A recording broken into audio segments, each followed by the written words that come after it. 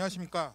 오늘 장애인복지법 제64조에 따른 장애인복지단체 협의회 설립 필요성과 구축방안 토론회를 시작하도록 하겠습니다. 오늘 사회를 맡은 한국장애인단체 총연합회 최용준 인사드립니다. 네, 오늘 본 토론회는 코로나 사회거리 두기로 유튜브로 생중계로 진행을 또 하도록 하겠습니다.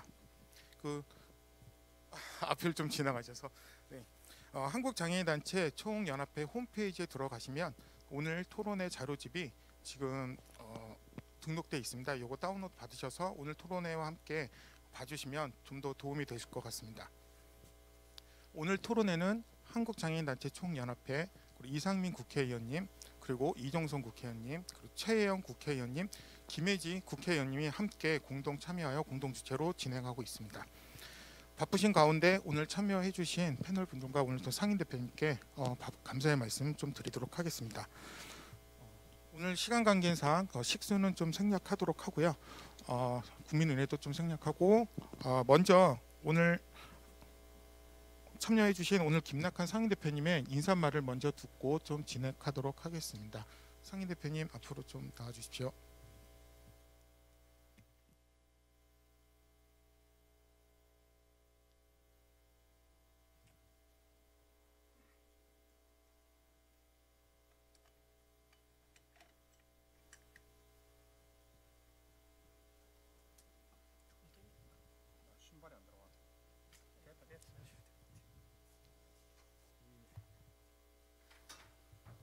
코로나가 많이 요동을 칩니다. 그래서 전상 마이크를 잡았어도 마스크를 쓰고 말씀을 드릴 수밖에 없습니다. 안녕하십니까. 한국장애인단체 총연합회 상임대표를 맡고 있는 김낙헌입니다. 먼저 바쁘신 와중에도 장애인복지법 64조에 따른 장애인복지단체 협의회 설립 필요성과 구축 방안 토론회에 많은 관심과 참여를 해주시고 공동 주최를 해주신 국회의원님 여러분한테 고맙다고 말씀을 드리겠습니다. 특히나 이 분야에서 패널로 참석해 주셔서 오랜 시간 이 토론에서 합리성을 찾기 위해서 노력해 주시는 패널 분들께서도 감사한 말씀을 드리겠습니다.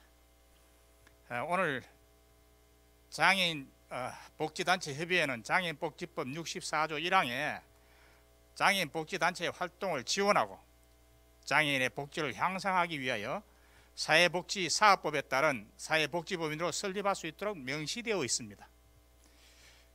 제가 2000년도니까 21년 전이죠.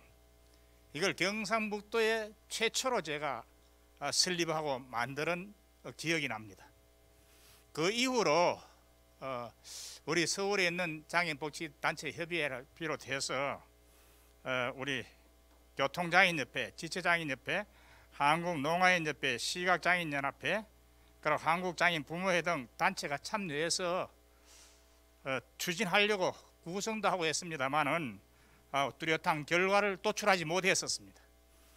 2012년도에도 장애인계 통합과 관련한 논의가 있었으나 단체별 견해차로 무산되었습니다.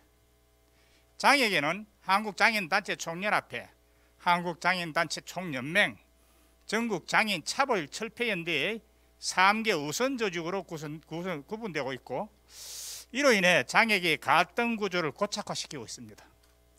또한 장애인의 한 목소리를 집약시키지 못하는 한계를 보였습니다. 이에 이들 단체의 다양한 정책적 의견들을 수렴하고 지원할 뿐만 아니라 통합할 수 있는 구심체로서 복지단체 협의회 설립 필요성이 날로 커지고 있습니다. 본 토론을 통해 장애인 복지 정진을 위한 제도적 발판의 마중물이 나오기를 기대해 봅니다. 다시 한번 오늘 참석해 주신 모든 분들의 감사의 말씀을 드리고 어떠한 일이 있더라도 법에 명시된 법인, 사회복지법인 협의체로 가는 첫발이기를 바라봅니다. 고맙습니다. 네, 인사 말씀 잘 들었습니다.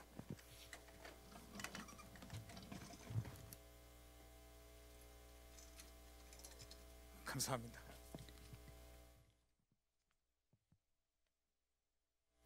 네, 그리고 오늘 그 공동 주최로 참여해 주시기는 이상민 국회의원님께서는 저 국회 일정 때문에 지금 오고 계십니다.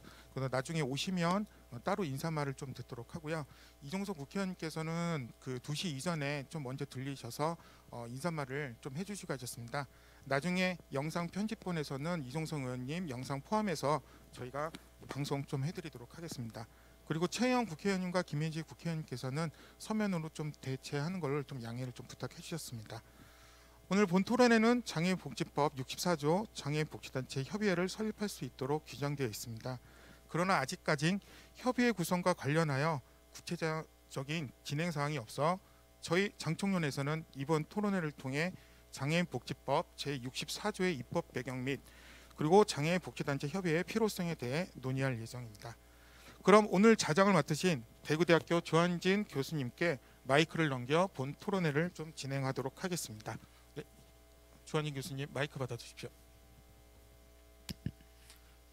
예, 감사합니다. 지금 방금 소개받은 대구대학교 사회복지학과 조한진입니다.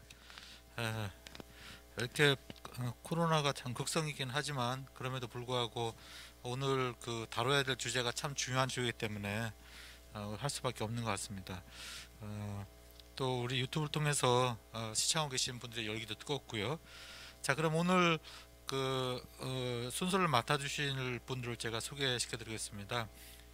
여러분 위주로 한다면 제 오른쪽에 앉아 계신 분입니다. 주 발제를 해주실 분이고요. 그 대구대학교 사회복지학과 이동석 교수님이십니다. 예, 그 다음에 네 분의 지정 토론자가 있는데요. 여러분 보실 때 제 기준에 왼쪽에 계십니다. 전북장애인 권익공호기관의 이문희 관장님이십니다. 네. 그 다음에 이제 다시 우리 이동석 교수님 옆에 계신 분 전주대학교 재활학과의 최복천 교수님이십니다. 맞습니다. 그 다음에 그 옆에 계신 분이죠. 더 인디고 장애인 언론 더 인디고의 조성민 대표님. 네. 자, 마지막으로 한국 지체장애인 협회의 정의철 이사님을 소개해드립니다. 예. 자, 약속된 시간이 됐기 때문에 제가 사족을 달지 않고 막바로 우리 이동석 교수님의 주 발제를 듣도록 하겠습니다. 시간은 2시 반까지 가능할까요? 예, 그러면은 우리 이동석 교수님의 그 장애인 복지법 64조는 사문화되어야 하는가, 장애계 통합을 위한 장애인 복지단체 협의회 설립 필요성과 구축 방안이라는 제목으로 주 발제를 듣도록 하겠습니다. 네, 부탁드리겠습니다.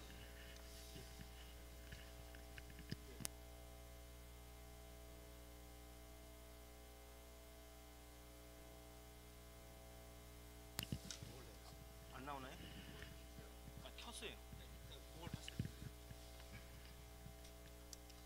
예, 그러면 마이크 바꿔서 뭐 이제 논의의 필요성에서도 나와 있듯이 이제 그 현재 장애인복지법 64조에 장애인복지단체 협의회가 있는데 이제 규정이 이제 있는데 그 첫 페이지 이제 지금 우리 보고서 자료집에 23페이지의 박스를 보시면 64조 장애인복지단체 협의회 하고서 1항, 2항, 3항 이게 현재 있는 법의 내용입니다. 그런데 실제 이제 법은 이렇게 되고, 그럼 이 법이 언제 만들어졌냐 하면은 99년 2월에 제정돼서 2000년 1월 1일부터 시행된 그 전면 개정법에 이제 들어가 있어서 이 법이 이제 20년, 21년, 22년이 지났음에도 불구하고 아직까지도 이제 뭔가 시행이 안 되고 있는 것 같습니다. 그런데 그러면은 20년이나 시행이 안 됐으면 그러면 지금 이제 우리가 권리보장법이라고 또 논의를 하고 있는데 그러면은 뭐 권리보장법이나 그런 데서 빼는 게 사실 날 수도 있는 것 같고요. 근데 만약에 진짜 필요하다면은 이 법이 만들어진 취지가 뭔지 또 이게 왜 필요한지 다시 한번 살펴보고 그거에 따라서 장애계가 조금 더 목소리를 높여가는 게 그게 좀 필요할 것 같습니다. 예, 그런 생각을 하고 있었는데 이제 장총련에서 이거를 준비하시면서 이제 저에게 발제를 부탁을 하셨고요. 그래서 많은 뭐 이렇게 좀 고민이 있었지만 어떤 뒤에 가서 이제 그 제가 본문 말씀드리면서 좀 말씀을 드리겠지만 99년 2월에 이 법을 만들 때 그 만드는 과정을 제가 잠깐 설명을 좀 드릴 텐데요. 그 과정이 지금 역사적으로 남아 있는 자료가 거의 없습니다. 왜 그러면 소위 그러니까 상임위에서 논의된 것도 아니고 그 보건복지위원회 소위에서 법안 소위에서 논의된 거기 때문에 그거는 속기록에 남지 않습니다. 그렇기 때문에 이제 기록이 없는 상황이고, 그런데 이제 다행인지 제가 그때 이제 이성재 의원님 15대 국회의원의 이성재 국회의원의 보좌관을 하고 있었고, 그때 사실은 요 조항을 워딩을 했던 사람으로서 이거를 이제는 뭐 어떻게 되든 하여튼 간에 좀 가부간의 결단을 좀 내야겠다, 예, 그런 생각이 좀 들었고요. 예, 그래서 조금 그런 상황도 사실은 내밀한 것까지 다 기억도 안 나지만, 하여튼 그럼에도 불구하고 제가 욕먹는 한이 있더라도 조금 한번 말씀들을 그냥 드려보도록 그렇게 하겠습니다. 일단 이게 왜 필요하냐, 그거 따지기 위해서는 그럼 20년 전에는 왜 만들어졌을까, 그거에 대해서 한번 좀 살펴봐야 될 것 같습니다. 그 당시에 이제 이게 99년 상황인데요, 15대 국회 상황이고 1999년 김대중 정부 상황인데요, 그때 어떤 일이 있었냐면은 이제 장애인복지법을 우리가 심신장애자복지법 81년 했다가 89년에 장애인복지법으로 바꾸고 또 한 10년이 흐른 거죠. 그러다 보니까 뭔가 패러다임에도 맞지 않고, 그렇기 때문에 이제 전부 개정을 하려고 이제 했고요. 그래서 전부 개정안 또는 일부 수정안 뭐 이런 것들을 법안이 4개가 이제 올라왔습니다. 96년부터 15대 국회가 시작이 됐고, 그래서 2000년 5월 29일까지가 이제 15대 국회였는데, 요게 99년 2월에 그 대안으로서 통과되기 전까지 장애인복지법 개정안이 4개가 나왔었는데, 그런데 문제는 그 4개의 어떤 법안에도 사실은 장애인 복지단체 협의회는 없었습니다. 그런데 요 4개를 병합 심사를 하면서 소위에서 갑작스레 장애인 복지단체 협의회 조항을 추가시킨 겁니다. 예, 이제 그런 상황이었고요.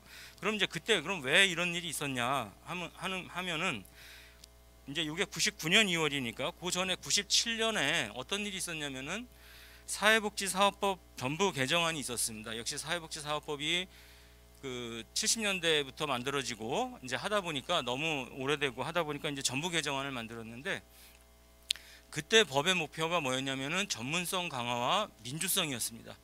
즉 시설의 기관, 어떤 시설, 뭐 생활시설이건 무슨 복지관이건 이용시설이건 이런 기관의 민주성을 높여야 되고 전문성을 높여야겠다. 그래서 사회복지사 1급 시험도 그때 이제 만든 거고요. 그 다음에 뭐 운영위원회, 시설의 운영위원회 규정도 그때 만들고, 뭔가 이런 어떤 전문성과 민주성을 높이기 위한 노력을 했고, 그 전 법에 의해서 뭐가 있었냐면 사회복지협의회가 있었습니다. 지금도 있습니다. 사회복지의 대부분의 그 사회복지협의회는 지금 어찌 보면은 기관들의 협의회고, 상당히 지역사회에서도 아직까지도 지역사회에서 상당한 권력을 발휘하고 있습니다. 그런데 90년대 후반 당시에는 정부의 유일한 카운터 파트너였습니다. 정부의 유일한 파트너였습니다. 그러면은 결과적으로 이용자의 권력은 없고 제공자와 정부만 맞먹으면은 뭐든지 정책이 결정되는 이제 그런 상황이었고요. 그거에 따라서 그러면은 자, 이용자 대표를 만들었어야 되는데, 사실은 그거는 이제 우리가 지금 한 20년 지나니까 너무나 당연하게 생각이 들지만, 어찌 보면 90년대 그 후반에는 거기까지는 못 간 것 같습니다. 그러다 보니까 그러면 이 이용자들을 옹호해 줄 수 있는 사람, 전문가 중에서 우리를 옹호해 줄 사람들을 권력을 줘야 된다, 이렇게 된 거고, 그럼 그 전문가가 누구냐면은 그게 사회복지사다. 그래서 전문성도 높이고 이 사람들의 옹호 기관을 만들어야겠다 그래가지고서 사회복지사 협회를, 정부는 원하지 않았지만 사회복지사 협회를 국회에서 법안에다가 사회복지사법에 집어넣어가지고서 사회복지사 협회를 만들었습니다. 그리고서 예산을 해야 되는데 복지부도 반대했고 재경부도 반대하니까 그 다음에 예산을 안 실었죠. 그래서 국회에서 어떻게 했냐면은 첫 해에 얼마 예산을 줬냐면 500만 원 줬습니다. 사회복지사 협회에. 왜 500을 줬냐면 한 번 들어가야 그 다음부터 예산이 늘어나니까. 근데 그 노력은 뭐였냐면 결과적으로 그 권력의 의미였습니다. 그 권력을 어떻게 변화시킬 것이냐, 이제 그런 거였고요. 그런 차원에서 그럼 이제 장애인 쪽에서 이 장애인복지법을 개정하면서 장애인복지법에서는 그럼 어떻게 할 거냐? 그러면은 역시 장애인들을 대변할 수 있는 사람이 누구냐면은 그때는 이제 장애인 단체들이 있으니까 이 장애인 단체들의 뭔가 협의회를 만들어서 이 협의회가 정부에 대해서 목소리도 높이고 장애인들을 대신해서 목소리를 높이는 그런 것들을 조금 더 만들어야겠다라고 이제 합의가 돼가지고서 그 이제 법조항에 이제 그 논의 과정에서 이제 들어간 거고요. 그런데 그러면 이게 뚱딴지 같이 그냥 국회에서 논의가 하는 과정에서 나왔냐? 그건 아니고요. 장애계의 움직임이 있었습니다. 그 27페이지 보시면 장애계가 80년대 후반부터 이제 당사자들이 운동을 주도하면서 역학관계에 따라서 그때 어떤 이렇게 협의회 또는 어떤 이렇게 연합체를 만듭니다. 그래서 95년에 한국장애인 복지공동대책협의회, 이제 공대협이라고 당시에 불렀었는데요. 공대협을 만들었고 96년에는 한국장애인단체 총연합회가 만들어졌습니다. 근데 그때 한국장애인단체 총연합회가 주장했던 것은 장애인 단체와 장애인을 위한 단체를 구분하면서 선명성을 갖고서 투쟁을 했었습니다. 즉 공대협이라고 하는 것은 장애인을 위한 단체들이 중심으로 있는 거고 우리 한국장애인단체 총연합회는 당사자 단체다. 요거를 이제 조금 더 선명하게 이제 하면서 했었습니다. 그러다가 이 공대협하고 한국장애인단체 총연합회가 공대협과 연합회가 98년 10월에 합의를 합니다. 두 개를 모두 다 없애고 98년 10월에 전 장애계를 포괄하는 한국장애인 복지단체 연합회를 구성하자라고 일단 합의를 합니다. 그런데 요거를 합의하고 나서 바로 나왔던 게 뭐가 있냐면은 그 전부터 계속 장애인 고용 촉진 등에 관한 법률이 있었는데 그거를 고용 촉진은 주로 경증 장애인이고 지체 장애인만 대상으로 하는 거기 때문에 발달 장애인의 직업 재활 정책이 뭔가 들어가야 되는 거 아니냐. 그다음에 장애인 고용 촉진 등에 관한 법률에 의해서 고용 촉진 기금이 무진장 많이 쌓여 있는데 그 기금이 많이 쌓여 있다 보니까 주로 공단이 어떤 일을 하냐면 자꾸 건물 짓더라는 거죠. 자기네 지부 만들고 자꾸 건물 짓고 그러니까 그러면 저 돈을 갖다가 장애인들한테 써야 되는 거고 그러면은 보호고용이라든가 지원고용 이런 것들을 좀 해야 된다 하면서 그게 법안으로 이제 들어갑니다. 그런데 보호고용의 대상자가 누구냐 그랬더니 발달장애인인 거죠. 지체장애인들은 의무고용을 하고 오히려 그 당시에 또 나왔던 게 더블 카운트입니다. 지금 우리 법에 들어가 있는 중증장애인을 차라리 2배수로 쳐주자 뭐 이런 거 하면은 오히려 중증 지체장애인들은 고용이 늘어날 건데 오히려 그 돈에 써야 될 걸 가지고서 발달장애인에 쓰는 게 바람직하지 않다라고 지체장애인협회에서는 또 생각을 했었습니다. 그거에 따라서 장애인 고용 촉진 및 직업재활법을 반대 운동을 펼치고 그것이 제일 집대성이 된 게 극대화된 게 98년 11월 8일 여의도에서 한국지체장애인협회가 중심이 되어 범국민 장애인 총궐기 대회를 가집니다. 그러니까 그때 지장협 추산으로 5천 명이 모였다 이렇게 얘기를 이제 하고 있습니다. 이제 그러면서 이게 11월이니까 10월에 공대협하고 협의회가 연합회가 이거 다 이제 하고서 우리 연합회를 하나 만들자라고 얘기를 했었는데 11월에 가서 뭔가 파토가 난 거죠. 예.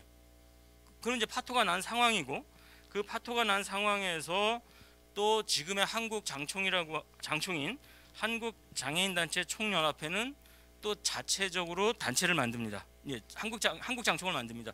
그게 또 98년 12월 3일이고 이때 98년 12월 3일이 또 그때 청와대 수석에 김성재 수석이 계셨는데 김성재 수석의 노력으로 인해 가지고서 한국장애인 인권헌장이 만들어집니다. 그래서 한국장애인 인권헌장을 만들고 우리는 우산 조직을 만들었다 그래서 한국장총을 만들었죠.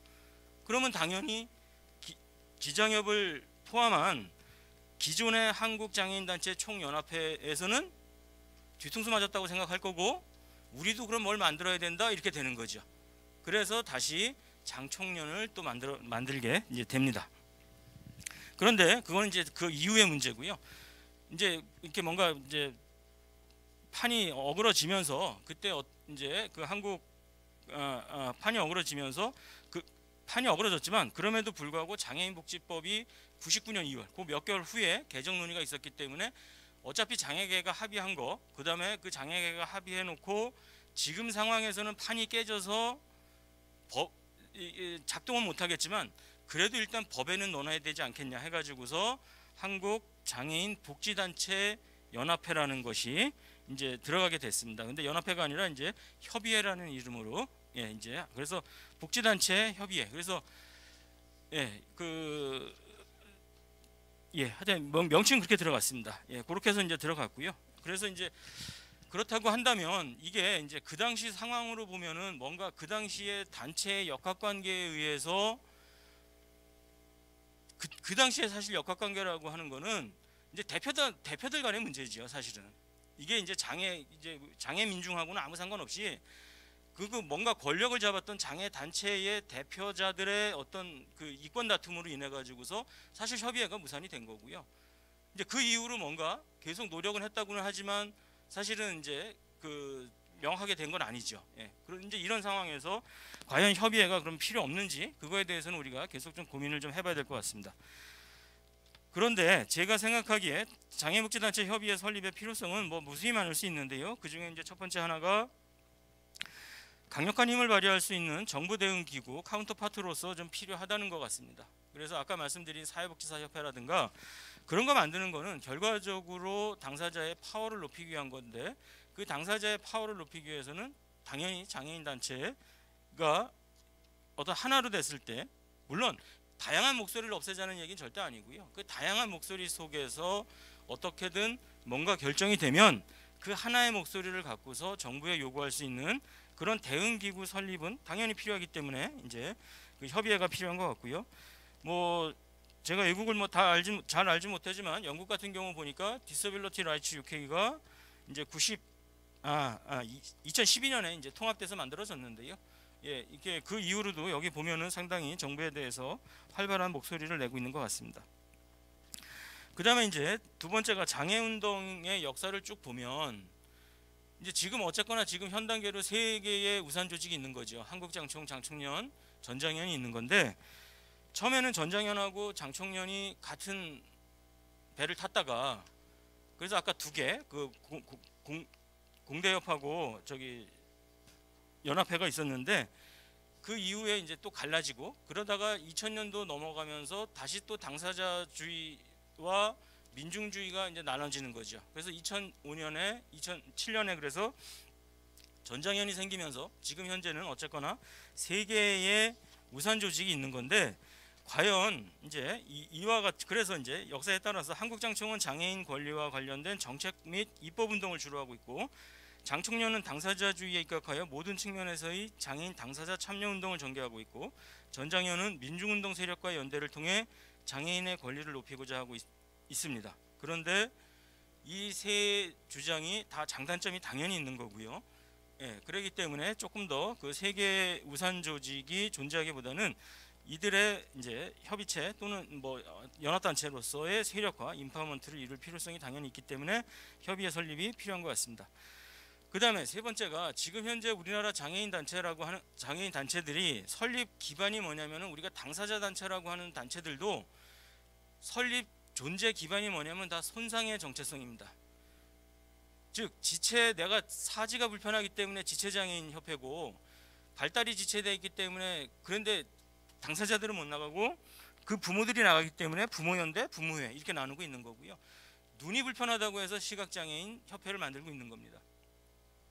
근데 과연 손상의 정체성도 중요하지만 과연 우리가 운동을 하는 이유, 우리가 인권을 얘기하는 것은 손상의 정체성이 아니라 손상에 대해서 우리 사회가 부적절하게 반응해서 나타나는 그 차별배제 억압이라고 하는 그 장애에 대해서 그 장애를 없애기 위해서 즉 장애 해방을 위해서 우리가 이제 운동을 하고 그게 단체가 필요한 거죠. 그런데 단체들이 손상에 기반해 있기 때문에 손상의 정체성에 기반해 있기 때문에 깐딱 잘못하면은 대의보다는 이권에 개입하게 됩니다.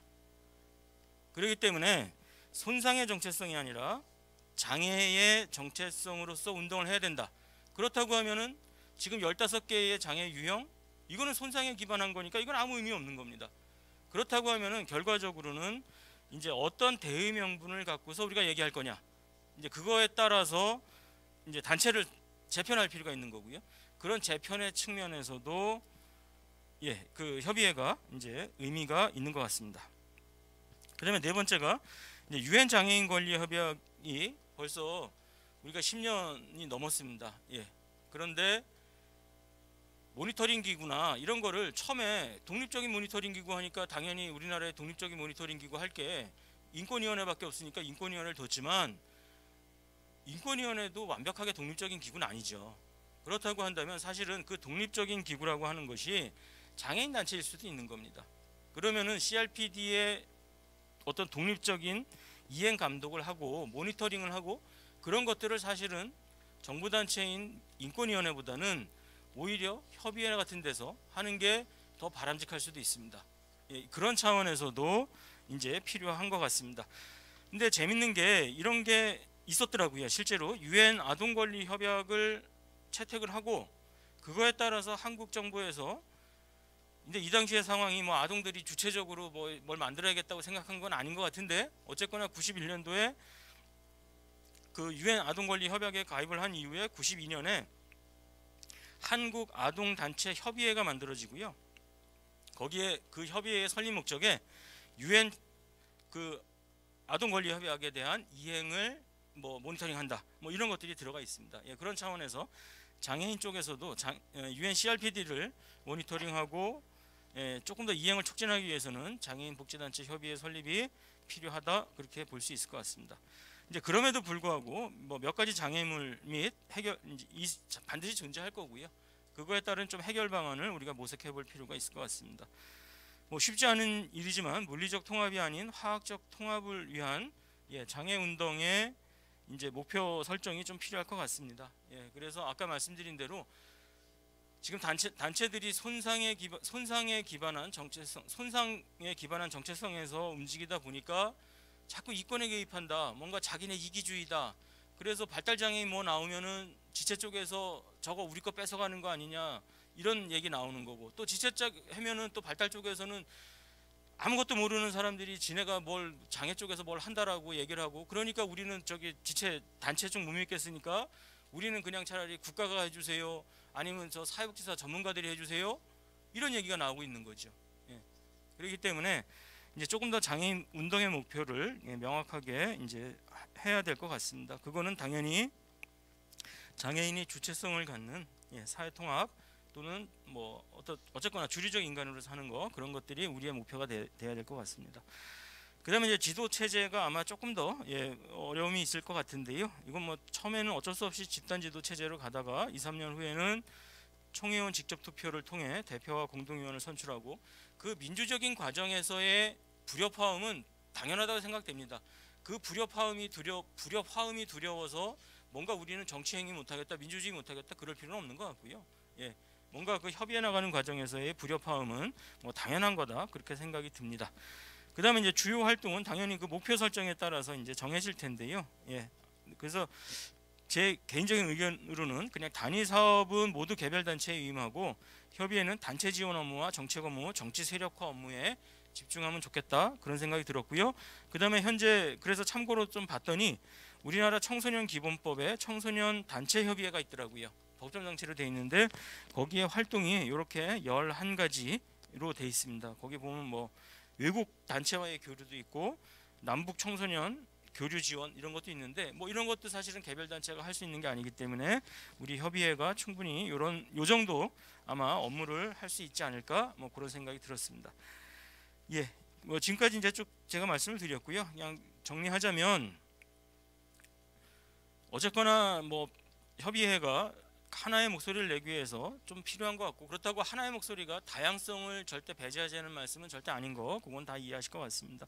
좀 그런 차원에서 이제 이번 토론회를 기점으로 좀 더 설립 논의가 촉발되고 구현되기를 희망하면서 마치도록 하겠습니다. 네, 자장님 지금 이상민 잠깐만, 국장님께서 잠깐만. 네, 죄송합니다. 먼저 말씀하시죠. 우리 이동석 교수님께서 장애인 복지단체 협의회 탄생 배경, 그다음에 설립의 필요성 4가지를 말씀해 주셨고, 또 협의회 설립의 장애물과 해결 방안에 대해서 말씀해 주셨습니다. 아주 좋은 발제했던 것 같습니다. 이어 지정 토론을 하기 전에 우리 공동 주최자 중에 한 분인 이상민 의원님께서 의정 활동 중에 잠깐 짬을 내서 오셨거든요. 예, 좀 인사 말씀 부탁드리겠습니다. 예.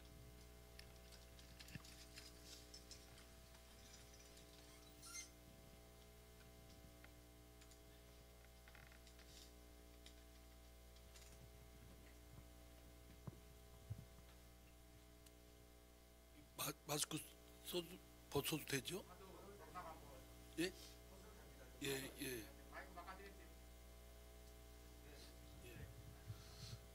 네, 저 오늘 이렇게 이 토론회를 주관해 주시는 연합회 그 김낙한 대표님 그리고 많은 관계자 여러분들 감사드리고요. 또 참여해 주신 발제해 주신 교수님이나 또 토론에 참여해 주신 여러분들 감사드립니다. 오늘 국회가 그 대정부 질문이 2시부터 있어서 아마 다른 그 주최 공동 주최하는 의원들이 왔었나요? 아, 예. 네. 아마 그리고 오지 못한 사정은 또 그런 사정 때문에 그렇습니다. 저도 뭐 다른 또 회의에 또 갔다가 오다 보니까 늦었습니다. 제가 지난번 우리 연합회의 임원분들하고 김낙한 대표님하고 같이 이 협의회 그 설립권을 관해서 간담회를 하고 그 직후에 그 보건복지부 그 담당 국장과 관계자분들을 만났습니다.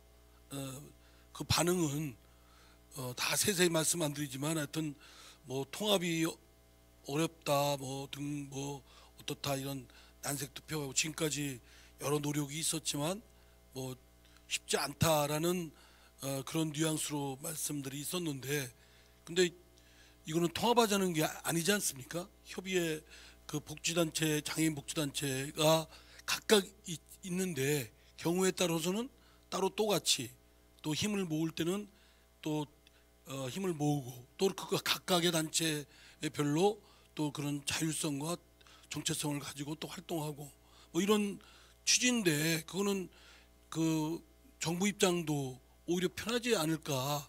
말하면 정부가 하고자 하는 장애인 권익이나 복지에 관련된 정책이 있다고 한다면 여러 채널들하고 이렇게 나눠서 각각 하는 행정비용보다는 그 협의회 구성한 그를 대표 자격을 인정을 하고 필요에 따라서는 그렇게 상대 카운터파트로 삼아서 하는 것도 괜찮고 또 여러 가지 하여튼 비용이 있을 때 그리고 장애인 단체에서도 적극적으로 그 협의회를 원하신다. 그 수요자가 행정 서비스의 수요자가 원하는데 더구나 법에 분명히 64조에 설립 근거가 마련되어 있고 그래서 있어야 된다고 좀 강하게 제가 그 문제 제기를 했고요. 그래서 이거는 그때 말 한 번으로 끝날 일은 아니고 계속 요구를 하고 압박을 하고 논리를 제공을 해야 될 것 같습니다. 근데 불가능한 건 아닌 것 같고요. 이제 그래서 그를 이루는 과정에 있어서 우리 장애인 복지단체에 결국은 각 단체에게도 이로운 활동하시는데 도움이 될 거고 또 정작 장애인 당사자분들한테도 권익과 또 그런 여러 가지 지원이나 국가로부터 요구를 하는 부분에 있어서도 이런 협의회가 설립을 하는 것이 빨리 추진하는 것이 도움이 될 거라는 것은 당연한 거라고 생각되니까 그런 명분을 갖고 장애인 단체에서 좀 힘을 모아서 여기에 좀 전력을 다해 주셨으면 좋겠습니다. 그래서 통합이 아니고 우리는 각각의 단체의 그런 정체성, 자율성은 존중하고 존재하되 그 전제하에 필요에 따라서는 또 더 큰 목적을 위해서는 또 이렇게 협의회 구성을 통해서 같이 해낸다라는 것을 충분히 명분도 있으니까 그래 저 또한 하여튼 열심히 다른 의원들과 함께 그렇게 하도록 하겠습니다. 예, 오늘 토론회 끝까지 못 있는 거는 양해를 좀 해주십시오. 또 본회의 또 출석을 또 해야 되니까. 네, 하여튼 해서 제가 수시로 또 우리 연합회에 보고 말씀도 드리겠습니다. 예, 감사합니다.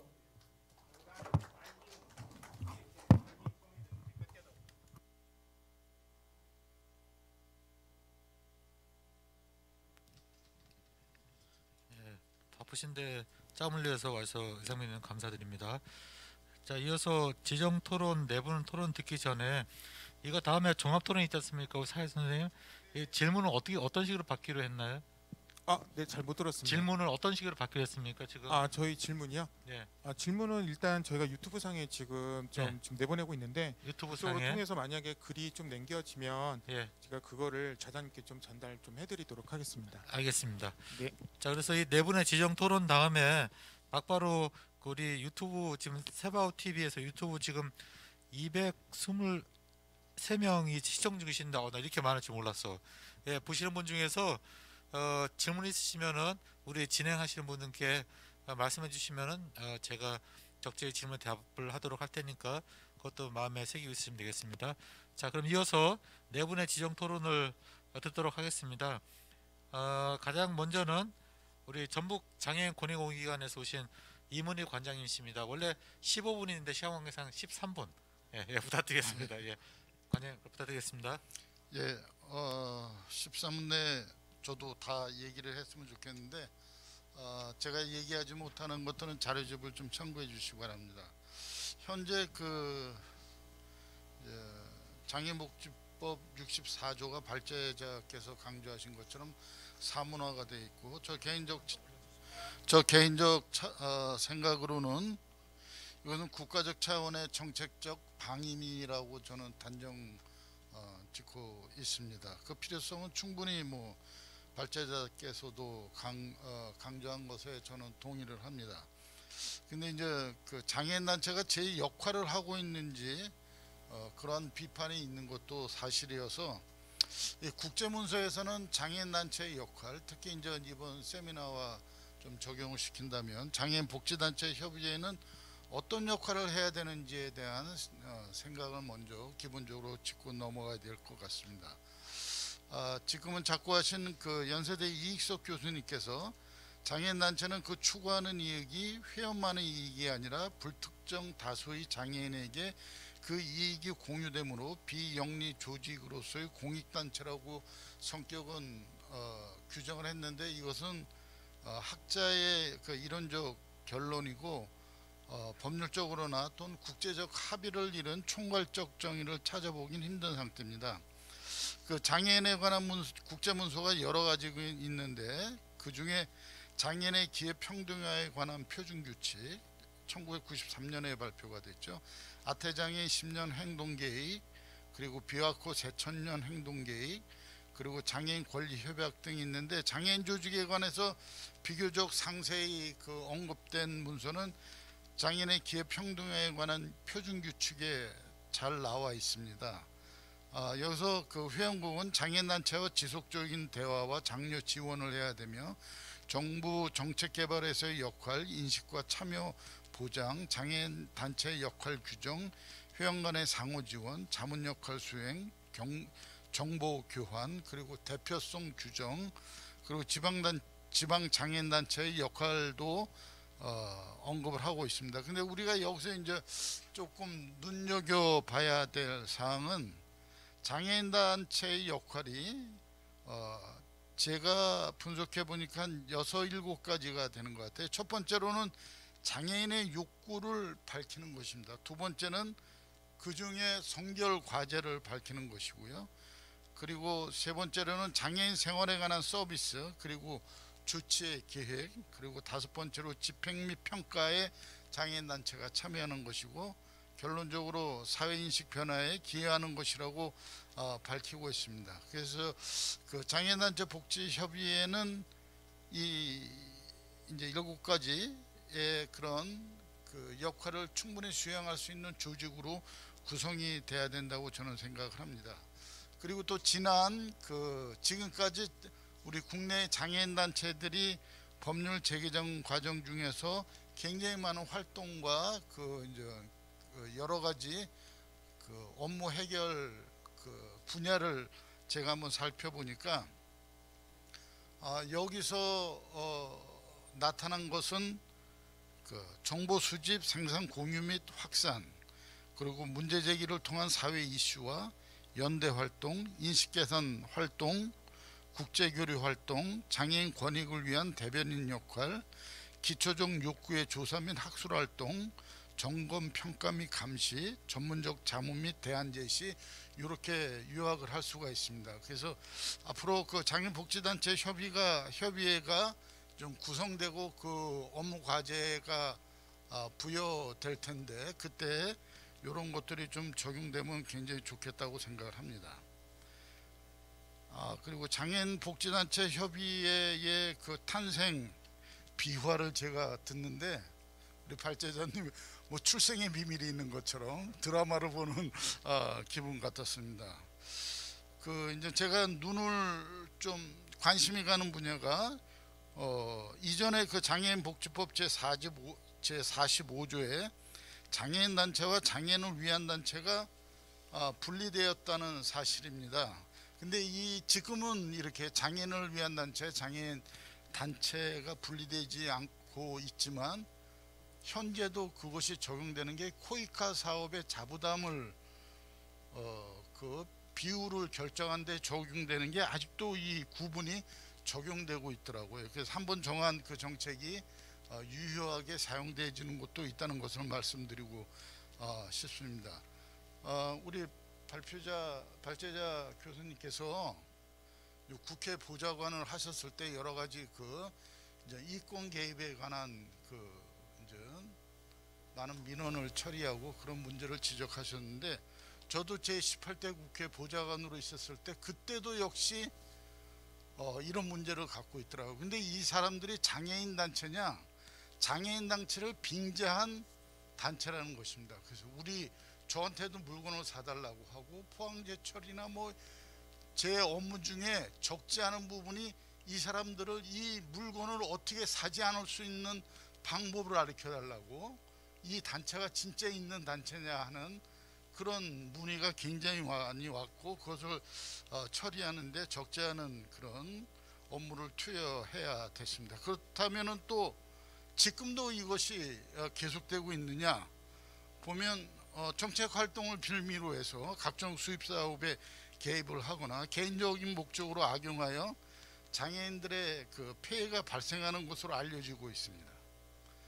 근데 이런 그 장애인 복지단체라는 그런 복지단체 협의회라는 애매모호한 용어로 개정된 이후에 법률적 방임이 지속되고 있지만 이러한 문제들이 더 이상 묵과가 되지 않고 만약에 이것이 그 적극적으로 추진된다면 어떤 단체가 주로 어떤 철학과 어떤 가치를 가진 집단이 이를 주도해야 되느냐는 분명히 짚고 넘어가야 될 사항이라고 생각합니다. 결론적으로 저는 장애인 복지단체 협의회는 분명하게 장애인 당사자 관점으로 운영 주체가 구성돼야 됩니다. 제가 이런 일을 이렇게 약간은 좀 다 같이 포괄적인 그런 조직을 갖추지 않고 장애인 당사자 단체로 저는 제안을 하는 게 장애인 건강권법을 예로 들고 싶으면 이 법이 2015년에 제정이 됐는데 지금까지 이 법에 의해서 그 시행되는 것 중에 장애인들이 이득을 보는 게 거의 없습니다. 그 가장 중요한 게 장애인 건강조치라는 제도인데 그것이 지금 시행되지 않고 있어요. 왜 그런지 아냐면 무슨 어느 집단 이기주의에 빠져있네. 니네가 1차 의료학회 가정의학과에서 주도를 해야 되냐, 재활학과에서 주도해야 되냐, 누가 주도해. 연구만 하다가 지금까지 와서 법은 만들어놨는데 아무런 효과를 보지 않는 장애인을 위한 단체들이 이런 일을 행하고 있다는 게 저는 아주 너무 절실하게 경험을 하고 있다는 것입니다. 근데 여기서 비아코 새천년 행동계획을 보면 장애인 당사자 관점이 장애 문제 해결의 핵심적인 요인이라는 걸 갖다 강조하고 있는 것을 발견할 수가 있습니다. 주의연한 16번을 보면 그것을 제가 좀 길지만 읽겠습니다. 장애인 당사자들이 자신들과 다른 장애인들을 지원하고 알리고 옹호하는데 가장 잘 준비가 되어 있다. 이는 장애인 스스로가 적극적으로 자신의 관심사를 말하고 의사결정에 참여할 때 장애인의 삶, 그리고 더 넓은 사회의 질이 증진된다는 점에서 증명된다. 자주단체들은 사회적, 경제적, 문화적, 정치적 생활에 완전 참여를 보장하고 지역사회의 발전에 기여할 수 있도록 하는 정책, 법률 및 전략들을 적절하게 만들고 실행하는 데 있어서 자신들에게 유익하게 언급하는 데 가장 적합하고 잘 동기부여되어 있다고 분명하게 명시가 되어 있습니다. 제 개인적인 경험을 통해서 보더라도 장애인을 위한 단체의 관점은 장애인 단체, 장애인 당사자 관점의 단체와는 분명하게 다르다는 것을 저는 현장에서 수없이 느껴왔습니다. 이 새천년 행동계획에서 나타난 것처럼 장애인 당사자가 이 장애인 복지단체 협의회가 구성될 때 그 주도적 역할을 하고 그리고 그 범위로 확장시켜 나가는데 이 장애인 복지단체 협의회의 전략 목적을 달성하는 데 전략적인 고려가 필요하다고 저는 생각을 합니다. 그렇다면 장애인 복지단체 효과를 수행에 대한 고민과 질문을 제가 몇 가지를 적어 봤는데, 장애인 복지단체 협의회는 어떤 가치를 추구해야 되느냐, 왜 그러냐면 가치를 어떻게 추구하느냐에 따라서 우리들의 문제가 해결되기 때문입니다. 누가 자신의 고객인가. 장애인 단체와 장애인을 위한 단체의 고객은 분명하게 갈라져 있습니다. 그것을 분명 장애인 당사자의 이익을 어떻게 증진시킬 수 있는가, 그 고객이 누구인가를 분명히 정해야 될 것입니다. 장애인을 비롯한 사회 구성원의 요구에 부응하기 위해 왜, 어떻게, 어떤 누구와 법과 제도로 개선시킬 것인가도 생각을 해봐야 되겠고, 어떻게 지속적으로 장애인이 원하는 가치를 창출하기에 적합한 실무자와 조직의 역량을 가가시킬 것인가에 대한 그 조직을 갖춰야 될 것입니다. 그리고 어떤 구성으로 운영돼야 되는지도 고민해 봐야 되겠고, 제가 시간이 많이 됐죠. 그래서 빨리 그 어떠한 그 환경을 만들어야 단체 구성원 간의 불평등을 제기하고 참여 동기를 높이고 욕구를 해결할 수 있는지를 분명하게 생각을 해야 되고, 그 장애인 복지단체 협의회 활동에 있어서 그 구성원과 관련 전문가들은 각기 무엇에 기여할 수 있는가. 장애 문제 해결에 있어서 전문가의 지원은 반드시 필요한 사항입니다. 근데 그 범위를 넘어선 이 관점을 보게 되면 장애 문제가 해결되지 않는 경우가 종종 저는 많이 봤습니다. 이 관계를 분명하게 설정을 하는 것도 복지단체 협의회에서 분명히 해야 될 것이고, 그리고 이제 가장 중요한 게 재정 확보인데, 어차피 장애단체 예산은 굉장히 그 확보가 느려지고 굉장히 좀 어렵고 그 예산이 그렇게 많이 늘 것 같지 않습니다. 어차피 부족한 예산이라면 어떤 프로세스를 거쳐서 장애인이 원하는 가치를 창출시킬 수 있는가, 그리고 지금까지 반복되는 장애단체의 그리고 장애인을 위한 단체의 비윤리적 행태와 비리와 부패를 척결하여 투명성을 확보할 수 있는가를 분명하게 정하고 그 구성과 운영을 결정해야 될 것 같습니다. 이상입니다. 감사합니다. 우리 이문희 관장님께서 국제문서나 장애 관련 법률에 나타난 장애인단체 역할이 있음에도 불구하고 지금까지 장애인 복지단체 협의회는 오로지 단체의 갈등의 사물이었지 않느냐, 그렇다면 이제부터는 당사자 관점으로 운영의 주체가 구성이 되어야 되고, 그러기 위해서 세 가지 고민, 가치와 주체와 예산의 측면에서 그 고민과 나름대로의 해결 방안을 잘 제시해 준 것 같습니다. 예, 감사합니다. 자, 이어서 우리 전주대학교 재활학과에서 오신 최국정 교수님께서 이어서 학자로서 이 사안을 바라본 이 또한 말씀해 주실 것 같습니다. 여러분 교수님 부탁드릴까요? 네네, 꼭 학자는 아니고요. 네, 이동석 교수님이 조금 이제 발표한 내용들을 갖다가 이제 그 장애인복지단체 협의회 이제 발생 배경부터 또 장애인 운동과의 관련 속에서 이제 그런 것들 설명해 주시고, 장애인복지협의회라는 것이 필요하다는 것을 갖다 이제 네 가지 차원에서 이렇게 잘 정리를 해주신 것 같아요. 그래서 그 축을 조금 따라가면서 조금 어떤 면에서 좀 부연 설명을 좀 드리고 싶고, 어떤 면에서 좀 궁금한 점 이런 것들로 좀 중심을 잡고자 합니다. 아까 이제 설명을 그 아이 탄생한 것처럼 배경을 쭉 설명을 해줬는데 한 예로서 이제 그 당시에 이제 사회복지협의회 왜 사회복지사협의회가 있었냐. 그러면 이건 아주 간단하게 얘기해 보면 어떻게 보면 대표자라고 하는 그들의 목소, 기관 대표 외에 실질적으로 어떻게 보면 클라이언트를 만나들은 어떻게 보면 노동자일 수도 있고 그들의 권익을 갖다 대변했다. 이런 어떤 대립 구도에서 탄생했다고 해석을 하신 것 같아요. 그리고 이제 그런 배경들이 이 장애인 복지 단체 협의회에 대한 이렇게 법조항이 없었음에도 들어간 그렇게 이게 좀 두 가지가 조금 다른 것 같다는 생각이 드는 거예요. 그러니까 장애인 복지단체 협의회라고 했었을 때는 한 축은 정부에게 목소리를 낸다는 축이 하나가 있다면 또 하나는 기존의 장애인 당사자 입장들이 아니라 기관 제공주의에 대한 어떤 반발들도 있으면서 그 둘을 뭉뚱그려서 조금 말씀을 하시는 부분이 있었던 것 같아요. 그랬었을 때 이 장애인 단체 복지협의회를 또다시 지금 논의를 할 때 이 용어를 우리가 어디까지를 생각을 해야 될까? 그러니까 결국은 이 협의회라는 것의 구성 멤버를 어디까지 범위를 정해야 될까? 이런 것들이 어떻게 보면 이제 중요한 쟁점이 될 것 같아요. 그래서 아까 이문희 차장께서도 말씀을 하셨는데 우리가 뭐 장애인 단체를 갖다 이제 장애인의 단체 뭐를 위한 단체. 근데 이 명백하게 나눠지지는 좀 않는 거죠. 그래서 뭐 그냥 단체 이름을 좀 언급해서 좀 그렇긴 하지만 가장 지금 뭐 예를 들어서 탈시설이나 이랬던 오랫동안 운동을 했던 뭐 발바닥 행동들을 보게 되면 그거를 꼭 장애인으로만 구성된 단체라고 볼 수도 없는 거고, 네 그렇다고 해서 그 송원들이 또 그것을 복지법인이라고 또 말을 할 수도 없는 거고, 그렇지만 명백히 우리나라의 또 하나의 중요한 장애인 단체일 수도 있을 테고, 그렇게 본다 그러면 이 장애인 복지단체 협의회라는 거가 어떻게 보면 장애인을 관련된 많은 아까 우리가 사회복지라든지 아동복지라고 했었을 때 아동만으로 구성된 거가 아니라 아동을 위한 시설들, 복지시설들에 대한 구성단체라든지 시민단체라든지 이런 것들 보게 되면 장애인을 놓고 생각하게 보면은 복지관 등을 위시하는 시설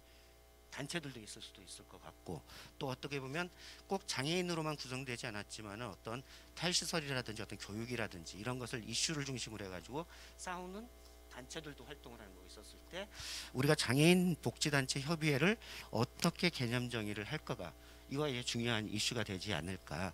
그런데 이 발표자께서 생각을 하셨던 거는 이제 꼭 장애인의 문제가 장애인만으로 풀리지 않고 비장애인과 함께 한다는 것을 강조함에도 불구하고 뭔가 장애인 당사자로 이루어진 단체를 생각한 것 같아요. 그리고 그렇다면은 지금 이 논의를 갖다 사문화되어 있는 것을 했다고 그러면 그런 것을 명확히 하려고 그러면 그냥 장애인 단체 협의회가 더 적절한 말이 아닐까. 이제 이런 어떻게 보면 좀 단순한 질문을 갖다 먼저 던져봅니다. 그리고 이제 또 하나는 장애인 단체 협의회라고 했었을 때 아까 이제 그 이동섭 박사님도 했지만 우리나라의 가장 큰 문제는 그 의료적으로 이제 그 어떻게 보면 손상 중심으로 단체를 구성하고 우리가 또 현안들을 생각하게 되는데 이 장애인 단체 협의회가 이게 몇 개 쉽게 해서 10개의 단체가 모여서 10개가 됐다. 이거를 넘어서야 되는 거라고 좀 생각을 하거든요. 그렇게 봤다고 그러면은 지금 현재 이제 수위에서 그 장애로 인정받지 못하는 잠재적 장애인이죠. 제가 보기에는 그런 사람들을 했었을 때 우리나라가 여전히 장애를 갖다 의료적인 범주로 가기 때문에 장애인 단체라고 하게 되면은 거기에 준하는 단체가 돼버리는 형태가.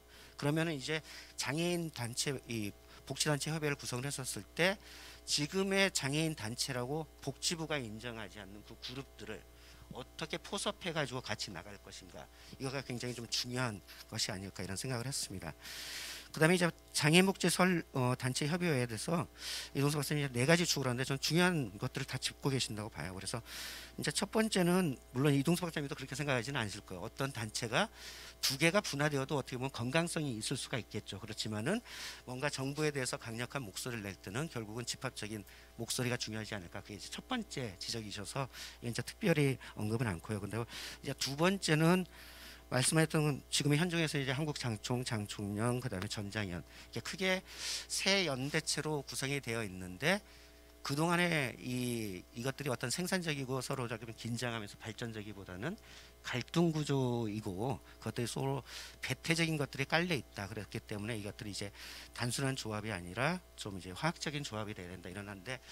그 동안의 갈등 구조가 있었다면 이걸 이제 어떻게 풀어나가고 할 거는 것은 이제 저희들의 성찰과 많은 논쟁들이 있어야 될 것 같아요. 그래서 이 부분은 아마 이제 좀 선언적으로 이게 필요하다 이렇게 말씀을 하셨던 것 같습니다. 그래서 그 정도 넘어가고요. 그다음에 이제 세 번째는 좀 굉장히 공감하는 거가 이제 결국은 이게 장애인 복지단체 협의회라는 것이 단순히 기관들의 단체들의 어떤 힘을 그냥 키우는 것이 아니라 우리나라 장애 운동이 새롭게 발전해 나가는 그런 축이라고 한다고 그러면은 이게 이제 어떻게 보면 아까 손상 중심이 아니라 좀 장애 기반에 대한 전체성을 가져야 된다. 근데 이제 아마 이게 그 협의회에서 아마 수많은 논쟁들이 있을 거예요. 그래서 아까 이제 뭐 이기주의라든지 이런 표현들을 썼는데 우리가 꼭 장애 운동뿐만 아니라 일반적인 시민 운동이라든지 모든 운동들 안에서는 어떤 운동이 지향하는 이념성, 주장성보다도 운동이 배태하고 있는 일종의 운동의 가치, 저는 운동의 문화라고 생각을 합니다. 우리나라에서도 많은 진보 운동이고 어떤 안에서도 여성에 대한 어떤 그런 것들을 차별을 한다든지 또 이런 것들이 그렇다면 우리가 장애 운동 쪽으로만 오게 된다면 암암리에 목소리가 높은 집단, 힘이 센 집단, 이전에 가졌던 집단들 속에서 새로운 이제 또 다른 소외 현상들이 많이 빚어졌던 것 같아요. 그거의 대표적인 거가 해외 사례만 보더라도 이렇게 장애 단체 중에서 여성 단체가 이렇게 특화로 구분돼 가지고 그 말은 뒤집어 보게 되면 우리나라의 장애 운동 속에서 그만큼 여성적인 것에 대해서 많이 배태됐던 것들이 있었기 때문이다. 그렇다면 우리가 이 장애인 복지 단체 협의를 했었을 때 단순히 뭔가 좀 힘을 갖다 키운 정부에 대한 힘을 키우는 것뿐만 아니라 어떤 장애 운동의 새로운 윤리라든지 가치, 그거가 이제 아까 말했던 민주성이라든지 생산성이라든지 배려라든지 이런 것들을 동시에 함께 논의를 해야지만 이게 생산적인 것이 되지, 단순히 이거를 갖다가 힘을 합치자 이런 것으로는 의미가 없고 또 다른 갈등을 낳지 않을까 이런 생각을 했습니다. 그 다음에 이제 마지막으로 유엔 장애인 권리 협약에 대해서 얘기를 해줬는데 이동수 교수님께서는 이제 그 뭔가 독립적인 기구로서 이거가 모니터링도 하고 목소리를 내고, 근데 저는 조금 다른 시각 쪽에서 지금의 이제 우리가 예를 들어서 그 장애인 차별금지법 같은 것들을 제정을 할 때는 이것이 어떤 한 장애인 단체, 한 장애 유형뿐만 아니라 우리나라의 장애인 복지를 갖다 하나의 업그레이드를 시키고 권리를 신장하면서 운동에도 하나의 동력적인 것이 있고 공유 가치를 찾는 계기가 있다고 생각을 합니다. 그렇게 봤었을 때 유엔 장애인 권리협약도 사실상 국내 이양이 됐지만은 어떻게 보면 약간의 그 정부도 적극적으로 하지도 않고 이게 장애인 단체들도 그것을 대해서 이제 조금 선준화시키는 이런 것들도 좀 축이라고 한다면은 유엔 장애인 권리 협약에 보면은 우리가 안고 있는 문제들, 장애 범주의 협소성 문제, 탈시설 문제, 자립생활 모든 이슈들과 다양한 소수 장애인들의 문제까지도 포괄하고 있기 때문에 뭔가 유엔 장애인 권리협약에서 하고 있는 것들을 우리나라에서 실질적으로 이행하기 위한 어떤 공동의 가치를 갖다가 이렇게 놓으면서 많은 지금의 좀 나누어져 있는 단체, 장애인 운동 단체들이 그 안에서 공동 가치를 그렇게 두고 이 안에서 협의를 해가는 것들이 좋지 않을까. 단순히 그냥 한번 다시 합쳐 모이자 이런 거 가지고는 저는 동력이 없을 것 같다. 그랬었을 때 공통된 이슈를 뭔가 잡아야 된 것은 지금에 있어서의 유엔 장애인 권리협약의 국내에 실질적인 이행을 위한 어떤 운동의 좀 고양, 이런 식으로 좀 가치를 잡으면서 하게 되면 훨씬 더 좀 생산적인 논의들이 되지 않을까 이런 생각을 해보았습니다. 여기까지입니다. 예, 최복정 교수님은 그 토론자의 임무에 충실해서 우리 발제자의 그 발제문 갖고 좀 디스커션을 해주셨는데 복지단체 협의회 구성 범위에 관해서 또 특별히 또 그 설립 필요성을 이제 발제자가 4가지 제시하지 않았습니까? 거기에 대해서 토론자의 입장을 말씀해 주시고 결론으로서는 이 장애인 복지단체 협의회가 가치 중심으로 모여야 되겠다. 그래야만 중간중간에서 있을 수 있는 여러 가지 문제점들을 해결할 수 있는 하나의 보관이 되지 않는가 하는 말씀으로 마무리를 해 주셨습니다. 자, 감사드리고요. 자, 이어서 3번째 토론자십니다. 자, 장애인 언론 더 인디고의 조성민 대표님께서 장애 통합을 위한 장애인 복지단체 협의회 설립 필요성과 구축 방안에 대해서 토론해 주겠습니다. 네, 부탁드리겠습니다. 네, 조성민입니다. 앞서 그 통합의 필요성과 그리고 통합 과정에서의 주도성, 그리고 그 통합은 어떤 방향, 어떤 역할들을 해야 되는지에 대해서는 앞서 발제자와 토론자에서 충분히 좀 들은 것 같고요. 저는 오히려 그 20년 동안 이 법에도 있는 것이 왜 안 됐을까에 더 주목을 할 필요가 있지 않나. 이 문제를 우리가 짚고 넘어가지 않고서는 아마 오늘 논의가 여기도 좀 제시했던 것처럼 2004년부터 에이블뉴스에 보면은 통합을 해라 그랬더니 이건 협박이고 음모였다 이렇게 얘기를 하거나, 그 다음에 또 한국장총동 또 상임대표 아마 알만하신 분들이 제안을 했었지만 이거에 의해서 통합 논의가 있었지만 불발이 됐던 거였고, 그리고 2012년에도 뭐 논의는 됐으나 명분이 모호하다라든지 당사자 단체에서는 당사자 주도성으로 가져야 된다라고 했고, 그런 반면에 또 정체성은 또 통합했을 때 정체성이 고민이 되기 때문에 일단 물리적으로는 협력해가면서 과감한 통합 논의를 하자라는 것이 지금까지의 논의 과정을 이렇게 살펴보면, 그러면 2000년도 이후에 뭐 10년은 그렇게 지났다 하더라도 12년에 그렇게 논의를 했었음에도 불구하고 다시 논의를 하는 것에 대해서는 과연 어떤 의미가 있을까라는 걸 생각을 해보면, 역시 앞서서 논의는 다 고민했던 과제들인데 왜 이게 안 되고 있을까를 좀 생각을 좀 해보게 되는 것 같아요. 그래서 아마 이제 그 명분은 뭐 혹은 필요성은 이제 인정하더라도 실질적으로 그 논의 과정에서 어떤 깊게 들어가지 못하는 그 이유들이 좀 봤습니다. 그래서 오늘 논의가 어떻게 보면 연합조직들의 통합이겠죠. 연합조직의 통합인데 그 과정의 전 단계에서 장애인복지단체 협의회 구성이라도 한번 해보자라는 뜻이 아닌가 싶습니다. 그런데 복지부 그 장애인복지법에 제시한 이 법을 보면 목적은 장애인복지단체의 활동 지원과 장애인복지 향상이고 법인은 사회복지법인이라고 되어 있어요. 저는 이 점에 대해서 대단히 좀 주목할 필요가 있다. 즉 어차피 법안에도 만들어졌고 이걸 20년 동안 장애인단체가 아무도 문제 제기를 하지 않았다면 이문희 관장님께서 얘기했던 것처럼 정부의 뭐 방임이다라고 하는 것처럼 마음만 먹으면 할 수 있는 건데 왜 안 됐을까? 또 했다 하더라도 그 대상은 누구로 할 것인가? 최복정 교수님 말씀하셨는데 예를 들어서 이거를 장애인단체 협의로 해야 될지 아니면 포괄적으로 해야 될지 그 대상도 엄밀히 보면 정확하지가 않다라는 거와, 그리고 이동석 교수님은 연합체 중심의 뭐 얘기는 했지만 거기에 빠져 있는 단체들도 이제 꽤 있는 거죠. 예를 들면 뭐 부모연대와 전장년 쪽에 뭐 그 조직이긴 하지만 뭐 JRF라든지 여장년도 사실은 이 협의회 조직에 들어와 있지 않다라는 겁니다. 그래서 그들도 당연히 여기에 포함되는 거로 이제 생각을 해야 되겠죠. 그렇다 보면 장애인복지법에 나와 있는 정부로부터 예산을 받는 조직들의 통합인가? 라는 이런 생각이 좀 드는 거예요. 그리고 기능과 역할에 대해서는 저는 큰 문제는 없을 것 같고요. 방식도 처음에는 여기에 동의하는 조직들 다 들어와서 운영이 들어와서 논의하고 앞으로 점차적으로 화학적으로 좀 결합을 해보자라는 것도 할 수 있었는데 왜 그것조차도 안 됐을까 생각을 해보면 이런 생각이 드는 거예요. 이걸 보면서 그러면 지금 장애인단체 60억 예산 지원하고 있는데 이 협의회 예산은 뭐로 만들죠? 결국은 아마 여기에 참여하는 단체들이 각출을 하자는 건가? 그럼 거기에 동의할 건가? 라는 생각이 좀 드는 거예요. 그래서 만약에 오늘 이 시간에 협의회를 구성한다 치면 그 협의회 예산 그리고 그 법인단체, 이게 법정단체잖아요 사실은.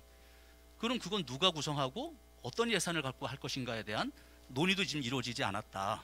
그런 측면에서 오늘 논의가 그 협의회 구성이긴 하지만 예를 들어서 통합으로 간다라면 몇 가지 좀 전제 조건들, 저는 어떻게 보면 이게 걸림돌이랄 것 같은데 목적이 왜 통합을 안 하면 달성하지 못하는 것이 과연 있을까? 이런 생각을 해보게 되는 거예요. 예를 들면 그 사회복지사협회 이런 직능 단체들을 갖고 우리가 어떤 정부의 대정부의 어떤 강한 어떤 메시지를 놓자, 그 통일된 의견을 내자라고 얘기를 하는데 직능 단체가 힘을 발휘할 수 있었던 거는 그들이 갖고 있는 직업, 그 회원들이 직업의 어떤 그 전문성, 소위 사회적인 전문성이죠. 저는 뭐 전문성의 개념이 좀 다른데 사회적 전문성이라든지 아니면 그들이 갖고 있는 그 지위, 사회적 지위의 단단함 이런 것에 의해서 사실은 사회적 영향력을 미쳤던 것이지 그 직능단체가 통합이 됐다고 해서 과연 영향을 미칠 것인가에 대해서는 저는 조금 이견이 있다. 오히려 갈등과 경쟁 속에서 장애인단체는 어떻게 더 발전한 건 아니었을까. 그러나 다만 그 길을 우리가 통합의 길을 가보지 않았기 때문에 그 실험적, 도전적 과제로 하는 것에 대해서는 전 동의한다라고 말씀을 좀 드리는 거고요. 두 번째는 이제 정체성인 거예요. 예를 들면 이게 당사자 주도로 가야 된다라고 하는 것 반면에 전작년에 민중주의로 사실 성장을 엄청나게 해왔던 거였죠. 그렇다면 언제까지 당사자주의로 갈 것인지 아니면은 여전히 끝없이 외연 확정을 하면서 민중주의로 이거를 갈 것인지에 대해서는 논의가 더 필요하다라고 좀 말씀을 드릴 수 있을 것 같고요. 세 번째 제가 가장 주목하고 있는 거는 이것이 이제 사회복지법인이라고 하는 거는 우리 모든 시민사회단체들이 NGO들이 물론 NGO도 정부로부터 예산을 받는 조직들이 많지만 해외도 마찬가지고요. 언제까지 이렇게 정부의 예산을 받는 그 사회복지법인 속에 들어가려고 하는 것인가에 대한 자기 반성을 먼저 좀 해봐야 되지 않겠나라는 생각이 좀 드는 거예요. 여기도 제가 제시했듯이 영국 같은 경우에도 아마 그 제가 알기로는 그 빈곤과의 전쟁 이 조직은 정부로부터 예산을 받아서 사실은 운동을 하고 있고 다만 그 조직은 정부나 기업에서 받는 예산보다 회원 조직의 예산이 더 많고 또 그걸 위해선 자기 결정에 노력을 해왔기 때문에 성장을 한 것이지 언제까지 우리가 20년 동안 이렇게 정부 예산 받아가면서 그리고 이거를 다시 사회복지법인을 통해서 그 안에 포섭이 되겠다라는 거는 저는 굉장히 위험한 발언일 수도 있다. 이 문제를 벗어나지 않고서는 통합 개비는 좀 요원하다라는 생각이 말씀을 좀 드리고요. 그다음에 뭐 이 얘기는 계속 나왔던 것 같아요. 다양성 속에 어떻게 보면은 그 이동석 교수님의 발전은 다양한 의견 속에서 단일한 의견을 내자, 그러니까 그런 의견을 내자는 건데 저는 동의를 하는데 문제는 이 조직 내에서도 그 장청년 조직 내에서도 성년 후견제 문제, 시설의 문제, 그리고 활동 지원 문제도 그 가족에서는 안 된다라는 사람들이 있고 가족도 포함해야 된다는 조직들이 있고 이렇게 첨예한 갈등들을 어떻게 해결할 것인지에 대한 이제 고민이 좀 있어야 된다라는 생각이 들고요. 유엔장애인 권리협약을 이행하는 것보다는 저는 유엔장애인 권리협약에 나와 있는 그 명분들, 공동 가치, 이거 아마 최복정 교수님 말씀하신 것 같은데요. 그런 기능적으로 결합하고 어떤 정체성을 잡아가는 것이 좀 필요하다라는 생각이 들고 만약에 이게 필요하다라면은 준비단이라도 어떤 가이드라인을 만들어 놓고 준비단이라도 장총련에서 제시하고 이런 논의 과정을 갖는 것이 앞으로 필요하지 않겠나라는 생각이 들고요. 결국은 마지막으로는 우리 조직이 얼마나 내려놓을 수 있는지에 대한 관건이 좀 있어야 될 것 같습니다. 네, 이상입니다. 감사합니다. 우리 조성민 대표님께서는 장애인단체 협의회 설립 필요성에는 공감을 하는데 여러 가지 그것이 설립될 때까지 여러 가지 난제가 현실적으로 있지 않냐라는 것들을 얘기하시면서 왜 통합하려고 하느냐, 당사자의 프레임 유지나 아니면 외연의 확장이 있냐, 그 다음에 정부 돈 받으면서 계속 그 짓을 할 것이냐, 아니면은 어느 정도까지 그 단체를 수렴할 것이냐, 그 다음에 논의 구조는 어떻게 할 것이고, 어쨌든 그것이 되기 위해서는 준비가 필요한데 지금 준비가 안 되는 것 같다. 그래서 실제로 이거를 만들지 말자는 게 아니라 단체 협의회를 설립하는 데 있어서의 꼭 고려해야 될 사항, 이슈들을 아주 세밀하게 짚어주신 것 같아서 감사를 드립니다. 자, 마지막 지정 토론자이십니다. 한국지체장협회 정희철 이사님께서 발제에 대한 토론을 해주시겠습니다. 부탁드리겠습니다. 예, 안녕하십니까, 정희철입니다. 제가 이번 토론에 임하면서 뭐 대부분은 이제 발제해 주신 교수님 의견에 공감을 하지만 협의회 설립에 대한 방법과 절차에 관련해서는 토론자의 시각에서 좀 방안을 제시하고자 합니다. 자, 먼저 그동안 진전이 없었던 이 장애인복지단체 협의회 설립에 대한 논의가 이번 토론회를 통해서 이루어지게 된 걸 환영을 합니다. 발제해 주신 교수님이 언급한 것처럼 현재의 장애계는 크게 세 개의 장애인단체 연합조직으로 구분되어 있고 이로 인해서 장애계 분열과 갈등 구조를 내부로 노출시키고 또 단일한 장애운동의 이념과 정책이 대중성을 갖지 못하고 장애 당사자의 목소리를 하나로 집약시키지 못하는 한계를 갖게 했습니다. 과거에 앞에서도 발제에서도 봤지만 1998년, 2003년, 2006년, 2012년에 장애인단체나 장애인단체 연합조직의 통합을 위한 시도가 있었습니다마는 주변의 여러 상황과 단체 간의 견해차로 인해서 무산된 바가 있고 또 첫 장애인단체 통합의 움직임과 비슷한 시기인 1999년에 장애인복지단체 협의회 관련 조항이 생겨나기도 했습니다. 하지만 거의 지금은 사문화되다시피 한 장애인복지법 제64조 장애인복지단체 협의회 관련 조항이 아직도 남아있고 장애가 이에 대해서 폐지도 주장하지 않고 또 여태까지 있었던 것은 아마 협의회 설립을 반대하거나 설립의 필요성이나 당위성을 부정하지는 않는 것으로 보입니다. 여러 난관이 있겠지만 협의회 설립이 그렇지 않은 것에 비해서는 훨씬 유익한 부분이 만들 것으로 기대하고 있기 때문일 것이라고 생각합니다. 협의의 필요성에 대해서는 앞에서 여러 발제하신 교수님과 토론분께서 말씀하셨기 때문에 추가적인 부분만 말씀을 드리도록 하겠습니다. 첫째, 정부와 함께 협업할 수 있는 민간을 대표하는 단일기구로서 장애계의 정책이나 제도를 더 강력하게 추진할 수 있다는 크나큰 강점이 있다고 생각합니다. 두 번째는 협의회가 설립이 되면 지금의 개발원이나 장애인 고용공단, 한국사회복지협의회, 한국사회복지협회 등과 같이 장애인 단체도 명실상부한 하나의 법정단체가 설립이 되고 또 아울러 여러 행정적인 지원과 예산 지원도 받을 수 있게 됩니다. 그동안 정부는 장애인 복지법상의 단체 보호 육성 조항에 따라 개별 장애인 단체와 장애인 단체 연합 조직에 사업비나 운영 경비 일부는 지원해 왔습니다. 그러나 안정적인 단체 운영에 대해서는 무관심으로 일관을 한 것 같습니다.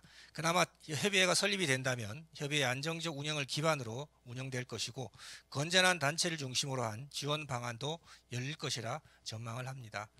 세 번째는 앞에서 말씀해 주신 분이어서 네 번째 말씀드리겠습니다.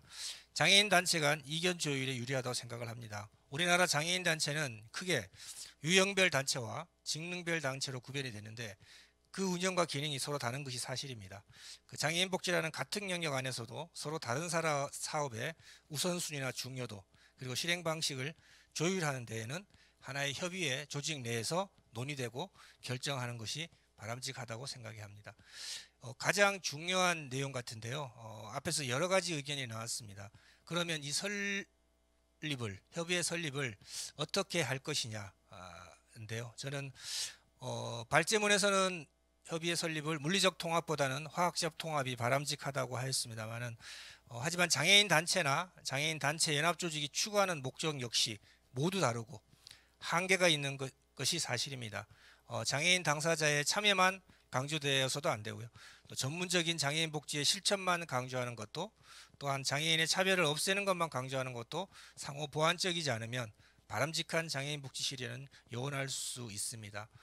앞에서 잠깐 그 장애인 복지단체 협의회 역사에 대해서 말씀을 주셨는데 저도 한번 그 역사에 대해서 살펴보고 지나가도록 하겠습니다.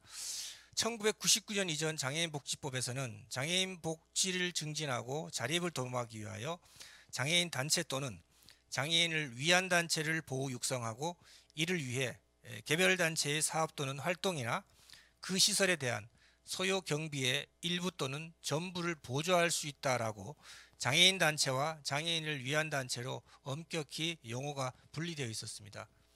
하지만 그 당시 이 같은 구분이 모호한 점을 악용해서 장애인을 상품화하고 또 자신들의 이익을 챙기려는 세력들이 아주 활개를 치고 있는 시기였습니다.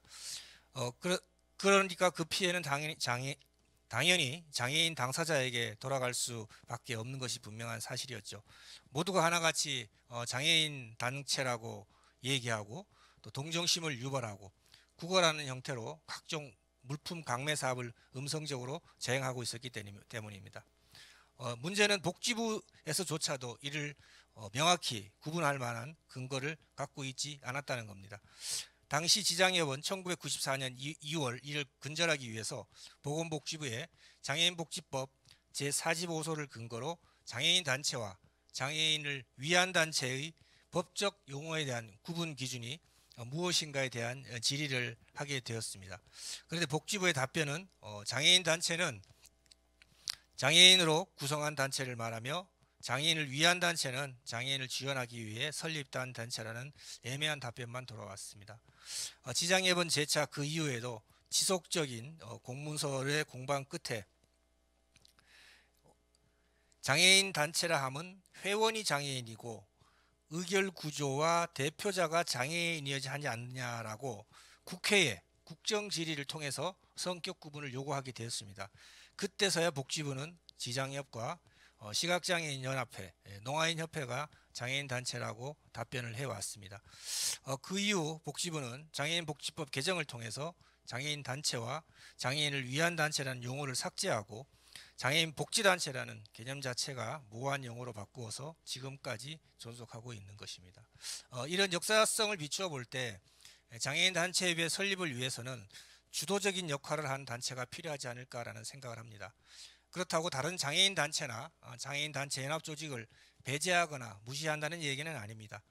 다만 과거의 전철을 밟지 않고 협의회 설립을 좀 초기에 강력하게 추진하기 위해서는 설립에 참여하는 단체는 강력한 지도력을 발휘하고 또 조직이 정통성과 정당성을 확보하고 또 대외로부터 공신력을 인정받으면서 법적 요건과 운영에 있어서도 투명성을 갖춘 장애인 대표단체들, 즉 대표자와 의결 구조가 장애인 당사자이고 또 장애인 회원으로 구성된 검증된 법인단체가 주축이 되어 협의회 초기의 설립 과정을 주도하는 것이 오히려 협의회 설립이나 향후 협의회 운영에 안정을 기할 수 있을 것이라 생각을 합니다. 그렇게 한 이후에 점차 유형별, 기능별, 부처별 단체들로 확대해서 회원단체를 가입할 수 있도록 해야 한다고 생각을 합니다. 둘째, 법인의 형태는 지금 현재 장애인복지법에 규정된 것처럼 사회복지법인으로 하고요. 사회복지법인은 의사결정이나 편의성, 의결 등에서 중립성을 확보하는 데 유리한다고 판단됩니다. 사회복지법인의 이사 중도 3분의 1 이상을 공익이사로 선임하도록 규정이 되어 있어서 협의회 내 공익이사의 의사결정 참여로 또 객관적이고 중립적인 방향으로 협의회를 이끌어갈 수 있다는 이점이 있다고 하겠습니다. 셋째는 대표 체제인데요. 발제문에서는 이제 집단 지도 체제를 말씀을 하셨는데 저는 초기이기 때문에 1인 지도 체제가 좀 더 바람직하지 않을까라는 생각을 해봅니다. 집단 지도 체제가 되면 또 예전처럼 개별 장애인 단체 간의 의견을 모으는데 많은 시간과 에너지가 필요로 하게 되고 또 중간에 조종자의 역할을 하는 단체나 개인이 필요 이상으로 또 비대해질 수 있어서 결국 이해관계에 따라서 또다시 불안정하게 되고 뭉치고 흩어지기를 반복하게 될 수 있다는 염려가 있다고 생각합니다. 그래서 협의회 설립에 동의하는 단체장이 초기에 설립 이전에는 좀 추진위원으로 참여를 하고요. 설립 이후에는 이사나 임원 등으로 참여해서 장애인 복지단체 운영 협의회 전반의 의결권을 가지고 운영에 참여할 수 있도록 하고 또 그렇게 참여한 각 단체장 중에서 대표자를 선출하는 것이 바람직하지 않을까 생각을 해봅니다. 넷째, 또 협의회 사업에 관한 건데요. 발제문에서도 말씀하셨지만 개별적인 단위 사업은 개별 장애인 단체에 일임을 하고 협의회 설립 목적에 맞는 사업 추진이 필요하다고 생각합니다. 마지막으로 운영 경비는 가장 중요한 문제인데 전에 국가 보조회원 방식으로 어떤 기금이나 출연금이 아닌 일반회계 지원을 통해서 안정적인 운영이 가능하도록 보장해야 되지 않을까 생각을 합니다. 시간이 제한되어 있어서 제가 중요한 부분만 이제 말씀을 드렸는데 협의회 설립과 당위성 필요에 대해서는 앞에도 말씀드렸지만 발제자의 의견에 공감을 합니다.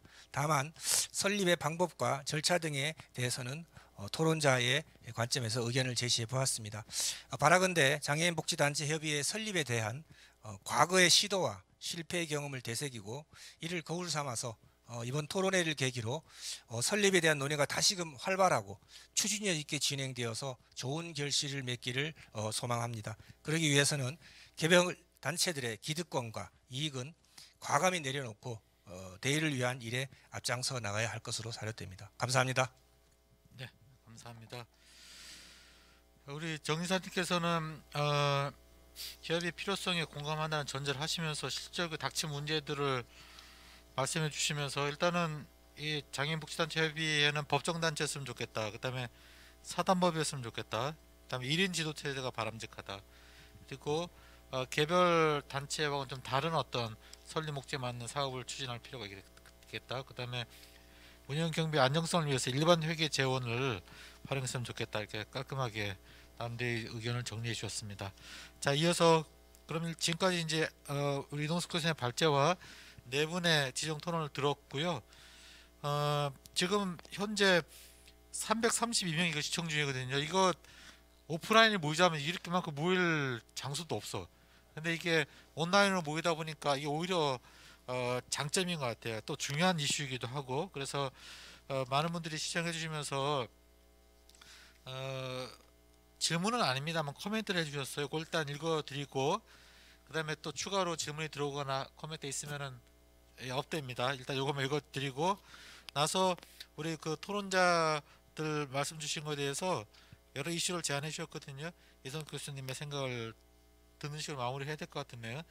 자, 경남지체장애인협회 실명을 뭐 밝혀도 괜찮을 것 같습니다. 써주신 걸로 봐서는 윤명식 선생님인데 이문희 관장님의 말씀에 동의합니다. 장애인 단체라고 활동하는 여러 단체들 중 전혀 장애인 당사자와 관련 없는 수많은 단체가 난립 중입니다. 협의회 구성 시 명확한 정리가 필요합니다. 그래서 이제 사회단체는 좀 자르자 이런 말씀인 것 같아요.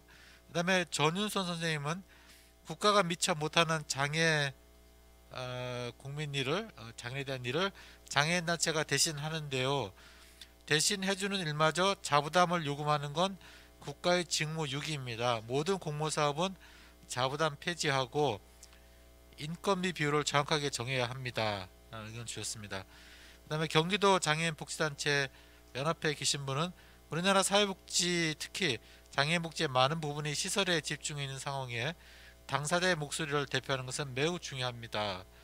그러니까 아까 이동숙 교수님 말씀하신 것처럼 서비스 공급자가 아닌 이용자, 특히 장애인 당사자의 목소리가 대표된다는 말씀을 주신 것 같습니다. 그 다음에 오태경 선생님이라는 분은 저도 이문희 관장님의 말씀에 일정 부분 동의하며 장애인 복지단체 협의회가 제대로 구성된다면 장애인 당사자의 목소리가 제대로 반영될 수 있도록 적합한 방향으로 추진돼야 하며 그에 맞는 단체들로 구성될 수 있도록 해야 한다고 생각합니다. 라는 말씀을 주셨습니다. 마지막으로 박향식 선생님은 법률로 지정된 단체가 존재해야 장애인의 의사를 대변하는 힘을 갖게 됩니다. 저는 우리 마지막에 토론해 주신 정의사님의 의견과 맥락을 좀 같이 하지 않나 하는 생각이 들었습니다. 자, 질문은 아니었고요. 우리 발제와 토론을 보면서 우리 그 시청자들께서 나름의 생각을 정리해 주셔서 말씀해 주신 것 같습니다. 그래서 뭐 꼭 우리 발제자나 토론자가 이 커뮤니티에 대해서 답을 하실 필요는 없겠다는 생각이 들고요.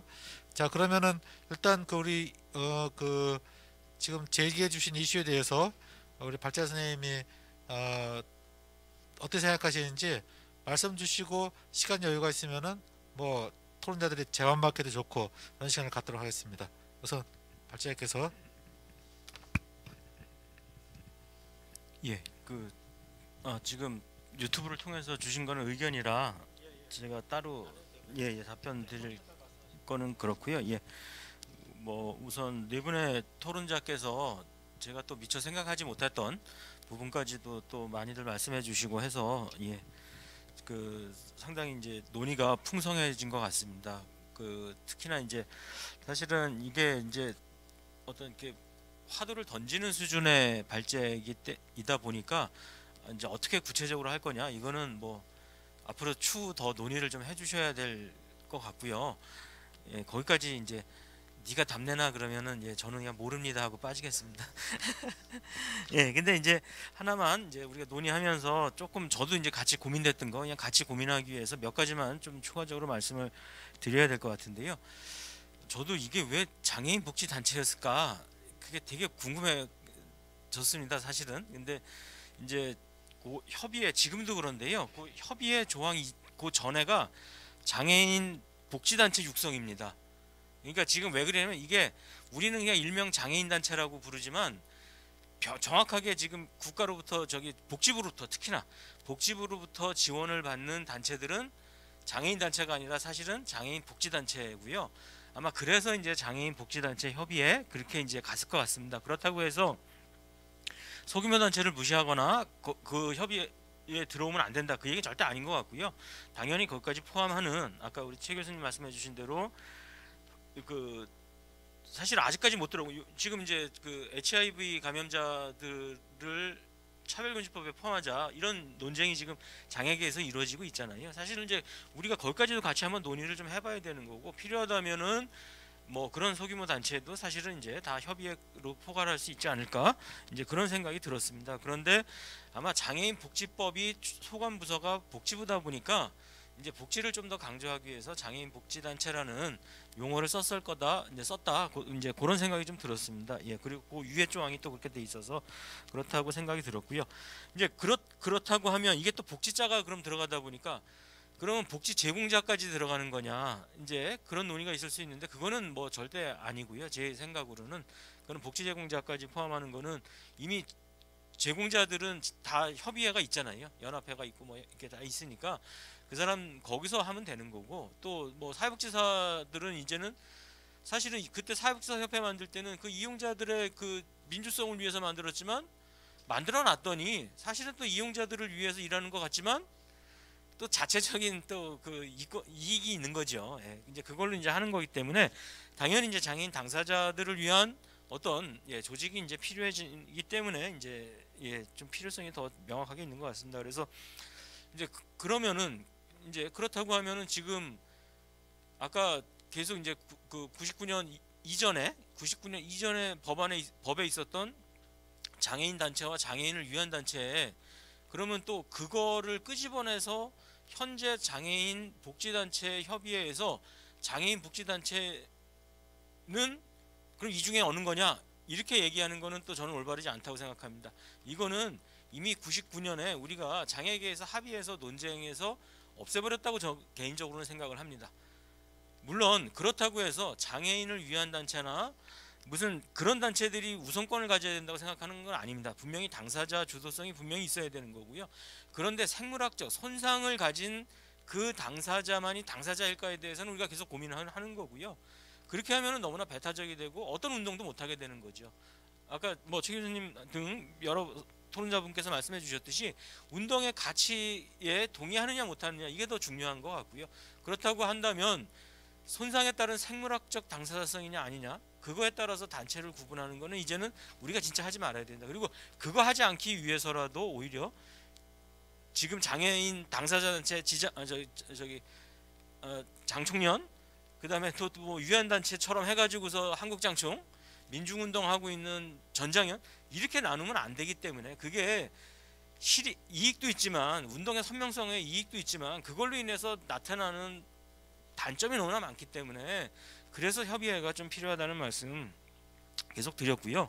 그 다음에 이제 예산에 관해서 하나만 더 말씀을 드리면 저는 이거는 철저하게 예산 받아야 된다고 생각합니다. 왜 그러냐면 우리가 정부로부터 돈 받으면 물론 일부 단체들이 정부로부터 돈 받고 정부에 어찌 보면은 이렇게 저항하지 못하고 그냥 이렇게 좀 이렇게 거수기 역할을 하는 뭐 그럴 수도 있는 거죠. 그런데 그거는 그 정부 재정이라는 걸 전혀 잘못 생각을 해서 그런 거고 국민이 세금으로 주시는 거지 장애인들을 위해서 그 장애인들을 대표해 가지고서 열심히 싸우라고 국민들이 세금으로 주는 거지 정부 말 들으라고 잘 들으라고 거수기 역할을 하라고 복지부가 주는 돈 아니잖아요. 그렇다고 한다면은 사실은 우리가 운동을 어떻게 해나가냐의 문제지 국고를 받는다고 해서 선명해지지 않고 무슨 그런 건 절대 아니라고 봅니다. 물론 이게 또 아까 그 세계 연대단체 우산 조직이 내세우는 것 때문에 그렇다고 저는 생각합니다. 현실하고는 그러니까 뭐 아무 문제 없이 이론적인 거에는 아무 문제가 없는데 어느 우산 조직에서는 우린 국고 안 받아요. 왜? 우린 싸워야 되니까. 니네는 돈 받잖아. 이렇게 하다 보니까 그러면은 우리 돈 받으면 우리 못 싸우는 거야? 또 이렇게 돼버리는 거죠. 근데 그건 아니라는 거죠. 실은 당사자 단체에서 또 전장현에 대해서 비판하는 게 또 그런 것도 있잖아요. 국고를 단체 전장현만 안 받았지 단위 사업별로는 다 받고 있지 않냐. 뭐 이런 얘기 하는 거죠. 그럼 그거 받았다고 해서 우리가 선명성이 떨어지고 할 말 못하는 거 아니잖아요. 그렇다고 한다면 이게 의미 없는 논쟁하지 말고 이제 저는 그냥 받을 수 있다. 그리고 그거는 국민들이 주시는 거다. 그렇게 했으면 좋겠다는 말씀드리면서 뭐 그 정도 제가 말씀드리면 될 것 같습니다. 발제자께서 잘 정리해 주셨는데 혹시 토론자 네 분 중에서 이 얘기는 꼭 해야 되겠다 혹시 그런 거 혹시 있습니까? 없습니까? 정의사님들도 없어요? 교수님, 대표님도 없으시고요? 예. 그 여러분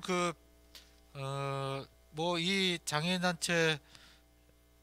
복지단체 협의회가 그 설립이 돼야 될 필요성에 대해서는 뭐 발제자, 토론자 전부 다 설명하셨기 때문에 그걸 새삼 얘기할 필요는 없을 것 같지만 제 개인적인 경험을 하나 얘기하자면 한자연과 한자협이 어떤 이슈 때문에 싸운 적이 있었어요. 싸운 적이 있었고 이게 도저히 이게 결론이 안 나니까 저보고 한번 중재하라고 해서 부른 적이 있었습니다. 근데 제가 그때 그 담당 과장님들 이런 얘기 했었어요. 이 두 단체 결론 내에서 그 과장님 말씀하신 내가 이 과장 그만두기 전에 진짜 이건 꼭 해주고 싶은데 합의가 안 된단 말이지. 그래서 좀 합의 좀 해와라. 이런 얘기를 저한테 하길래 제가 거꾸로 물어봤어요. 이 두 단체 합의 안 됩니다. 합의 안 됐게 뻔하기 때문에 그걸 핑계로 지금 그 관련 정책 안 하려고 하는 거 아닙니까? 라고 제가 아주 대놓고 얘기했더니 과장이 화들짝 놀라시면서 난 그런 생각 한 적 없다고 얘기하는 게 난 더 의심스럽더라는 거지. 예. 그런 의미에서도 필요성은 확실한 것 같습니다. 근데 지금 계속 이슈가 있어요. 이걸 그 바운더리 안에 누굴 집어넣을 것이냐, 법정단체로 하자, 아니면은 그렇게 하면 이제 쌈박한 맛은 있겠지만 예를 들어서 그 소수단체는 소외될 가능성이 높고 그러면 또 어떤 큰 단체들의 그 기득권을 너무 중시하는가 하나 얘기가 나올 테고 그렇다고 또 개나소나 모아놓으면은 어쨌든 이런 설립협의체 안에서 들어온 상태에서는 그 쉐어가 있을 것 아닙니까? 그럼 또 뭐라고 할 거고 그러면 또 그래서 중간쯤 어디서 타협을 받을 텐데 쉽지 않을 것 같아요. 또 하나는 아까 우리 두 분 교수님이 가치 중심으로 모이자고 했는데 이게 운동의 가치 중심으로 모이나면 별 문제가 없을 것 같은데 단체의 지향점 갖고서 싸우기 시작하면 또 답이 안 나와. 예, 이 단체가 어디로 가야 돼? 이거는 설립되는 데 있어서의 걸림돌이 되기도 하고 지금까지 우리나라 장애단체 얼마나 박터지게 이합집산했습니까? 중요한 이유가 잘 나가다가 그 단체의 지향점 때문에 갈라져 나왔거든요. 그렇다면은 이게 또 그 단체는 이래야 돼라는 것 때문에 결국은 어렵게 뭉쳤던 것도 또 갈라지지 않을까 걱정을 많이 합니다. 예. 제가 기회를 드릴게요. 그 생각이 들고 그래서 설립도 쉽지 않겠지만 유지도 쉽지 않겠다.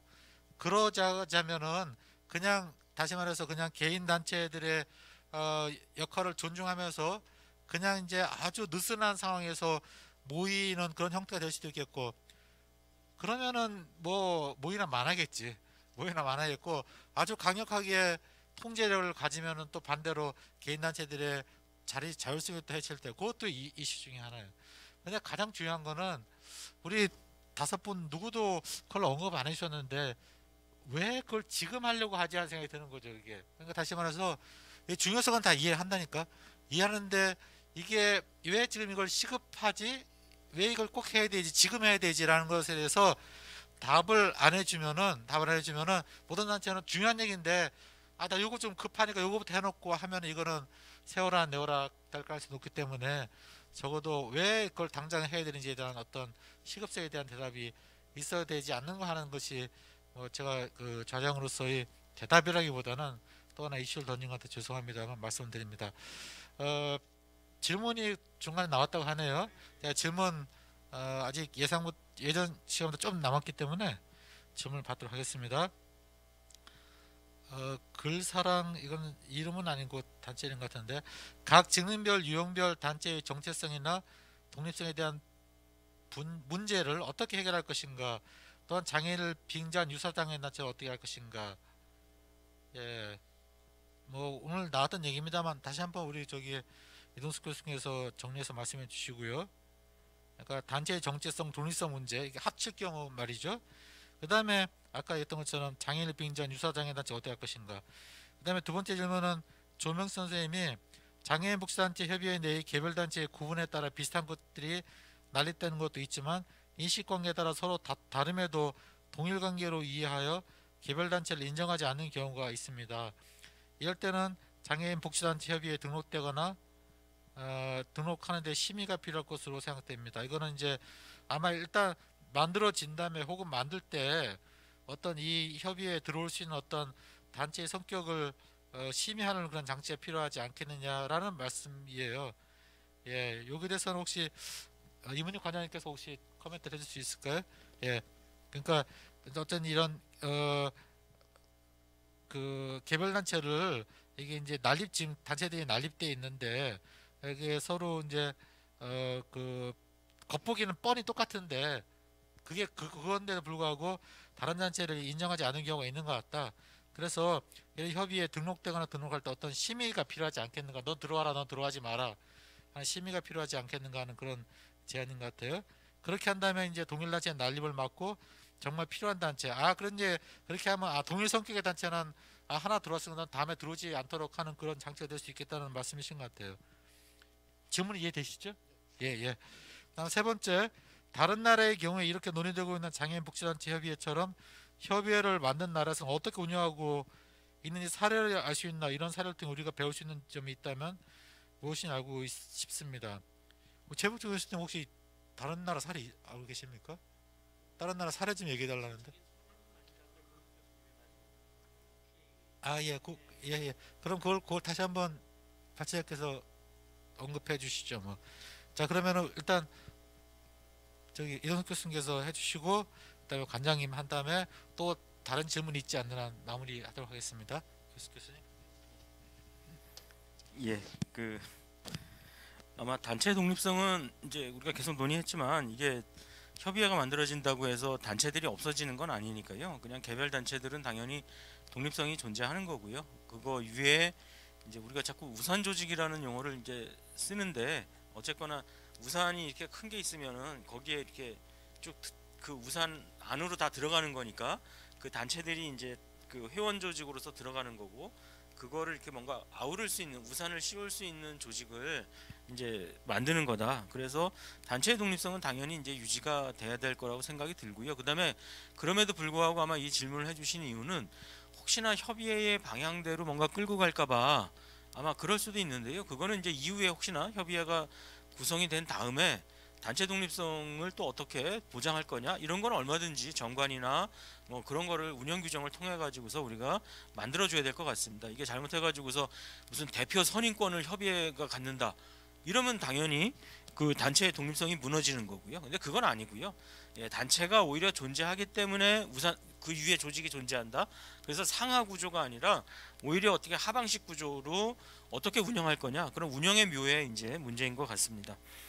그 다음에 그 두 번째 거는 예, 이문희 관장님께서 말씀을 주실 것 같고요. 그 다음에 이제 해외 사례도 그 사실은 요거 이제 발제 준비하면서 제가 사실은 이제 그 발제문에 잠깐 Disability Rights UK라는 걸 사를 잠깐 썼지만 사실은 이제 우리나라에 함의를 주기 위해서는 또 외국 거를 보는 게 의미가 있기 때문에 제가 이제 Disability Rights UK에 뭐가 좀 나오면 논문이나 또는 거기 홈페이지에 뭐가 많이 나오면 좀 그거를 좀 소개를 하고 싶었거든요. 그래서 사실은 제가 가안으로 잡아놓은 안에는 하나의 챕터로 돼 있었거든요. 근데 홈페이지를 아무리 뒤져봐도 사실 제가 쓴 내용 외에는 없었고요. 그 다음에 또 논문을 찾아봤는데도 또 이런 논문이 없더라고요. 그 단체에 관한 어떤 논문이 없어가지고 그래서 또 빨리 또 제출해야 되잖아요. 이렇게 날짜는 다가오고 그래서 그냥 제출을 하다 보니 못했는데 근데 이거는 앞으로 우리가 계속 논의가 된다면 아마 해외 사례는 아마 조금 더 이렇게 심도 있게 최국천 교수님께서 좀 많이 해주시면 좋겠다 그런 생각이 들었습니다. 조금만 저도 그냥 이동숙 교수님이 소개했던 그 UK의 디서빌리티 라이츠라는 것은 원래 상설 조직 같은 개념은 조금 아니에요.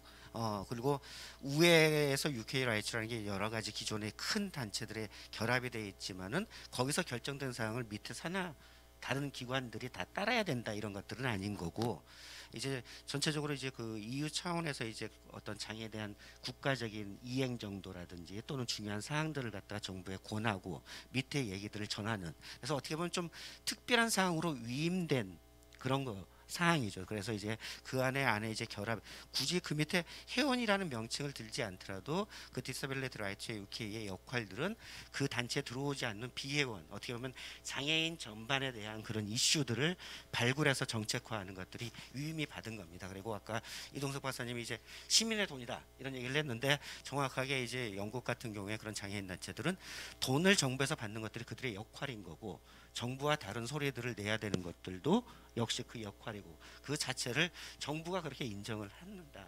그렇기 때문에 이게 우리가 지금 그 장애인 복지단체 협의회를 같이 마치 상부에서 결정 기구라고 생각하는 그렇게 생각하지는 않아야 되고 그렇게 생각한다는 것은 외국에는 아마 없을 거다. 이렇게 좀 느슨한 조직들 그리고 이제 그런 식으로 이제 어떤 결정과 되는 것들은 아직까지도 예를 들어서 뭐 우리나라 따지면 이제 지적장애인 단체라든지 전국 조직 이렇게 조금 어떻게 보면은 단일한 이슈나 단일한 유형을 중심으로 되는 거가 의사결정 기구다.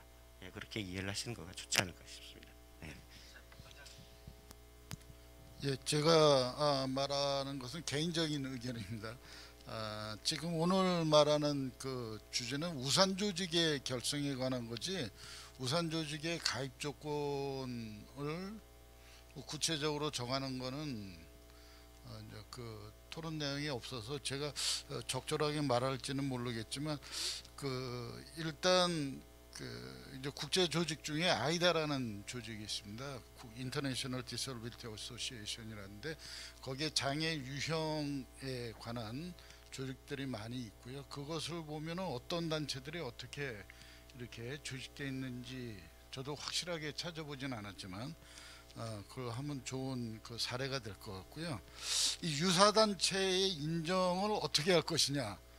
유사단체가 아니더라도 그 조직에 가입하고 싶은데 기득권자들이 반대하는 경우도 굉장히 지역이나 뭐 중앙에서도 있고 뭐 보건복지부에 장애인단체 등록을 하려고 그러면 유사단체가 있는 거로 인해서 가입이 안 되고 있는 걸 갖다가 보면은 이 장애인 복지단체 협의회에서는 같은 목적, 같은 유사한 내용을 갖고 있더라도 그 활동의 분야와 협력 상태 등을 보고 활동 내용을 보면은 같이 인정을 해서 힘을 합하는데 저는 의의가 있다고 생각을 해서 어떤 그 자격 기준은 어느 정도는 있어야 되겠죠. 한 뭐 그동안의 실적도 본다든가 실질적인 회원 수도 본다든가 저희가 그 이제 지역에 제가 이전에 활동했던 단체를 보면 지역 단체가 진짜로 활동하고 있는지 보니까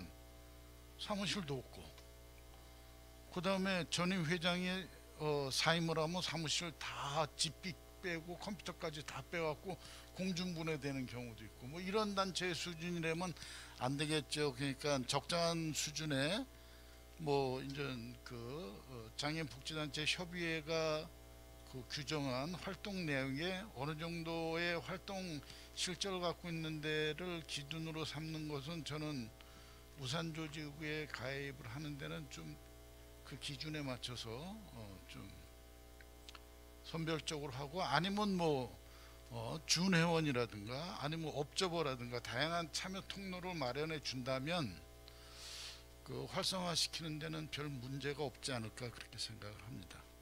이상입니다. 뭐 추가로 들어온 질문 없으시죠?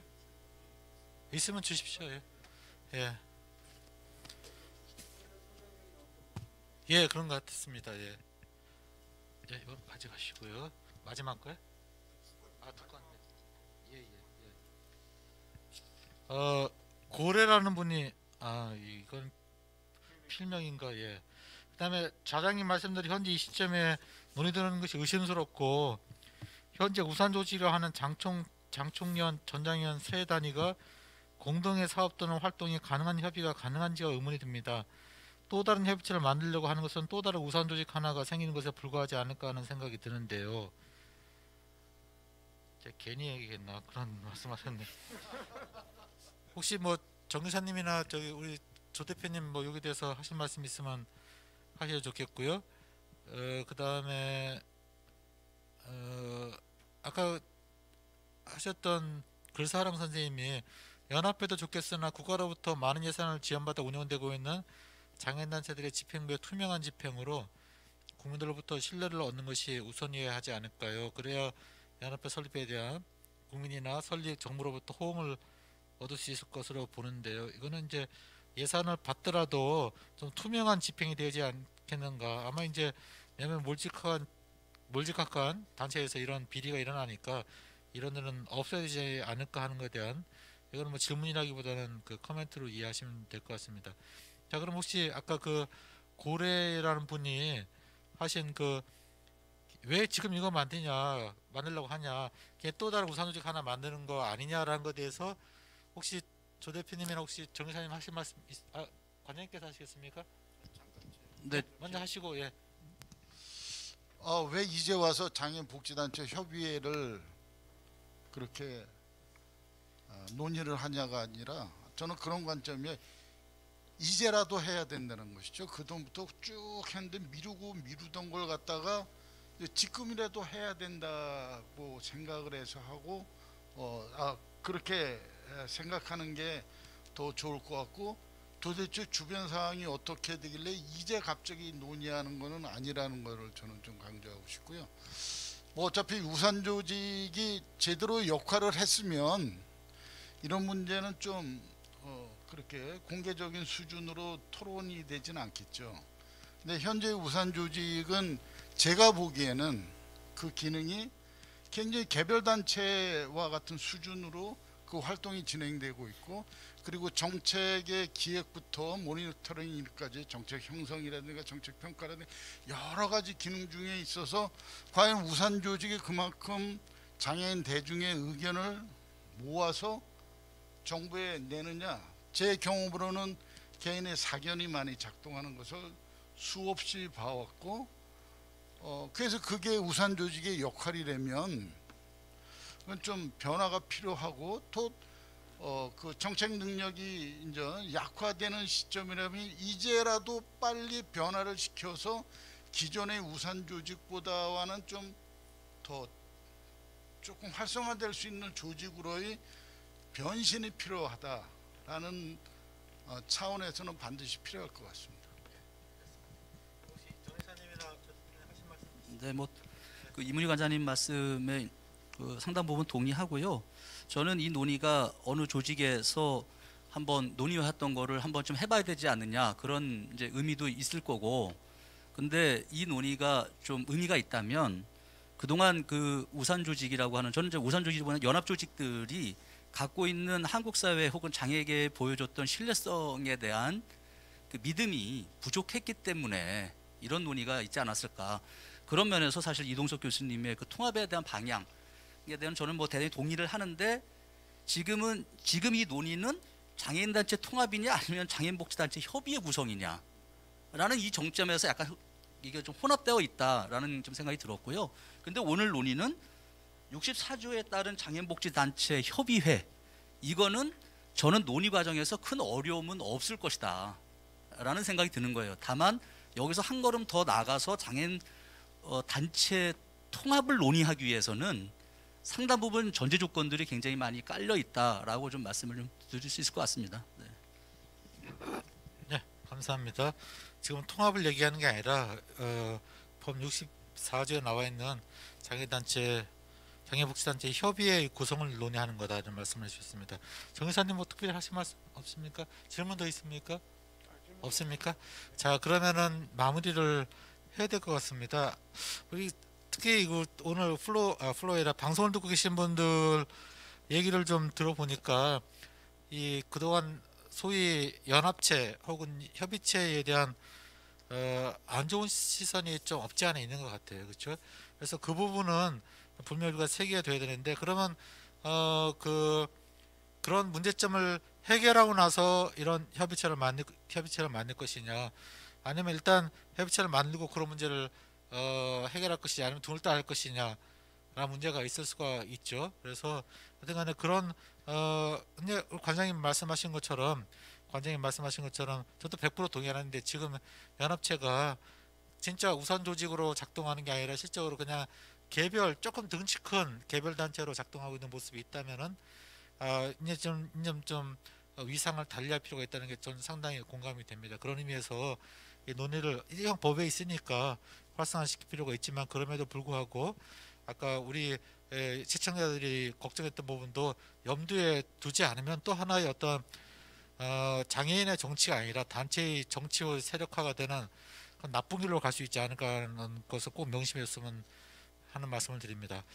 시간이 예정도 조금 남긴 했습니다. 거의 다 됐기 때문에 마치도록 하겠습니다. 우리 그 무엇보다 오늘 발제해 주신 이동숙 교수님과 네 분의 토론자께 깊은 그런 발제와 토론에 대해서 감사를 드리고요. 무엇보다 주최해 주신 한국장애인단체 총연합회 감사드리고, 제가 성함을 몰라서 제가 소개를 못 드렸는데 이 수어통에 계신 분, 그다음에 속기해 주신 분, 자막해 주신 분도 감사를 드리면서 오늘 장애인복지법 제64조에 따른 장애인복지단체 협의회 설립 필요성과 구축 방안 토론에 대한 대미를 장식하도록 하겠습니다. 그동안 고생하셨습니다. 감사합니다. 감사합니다.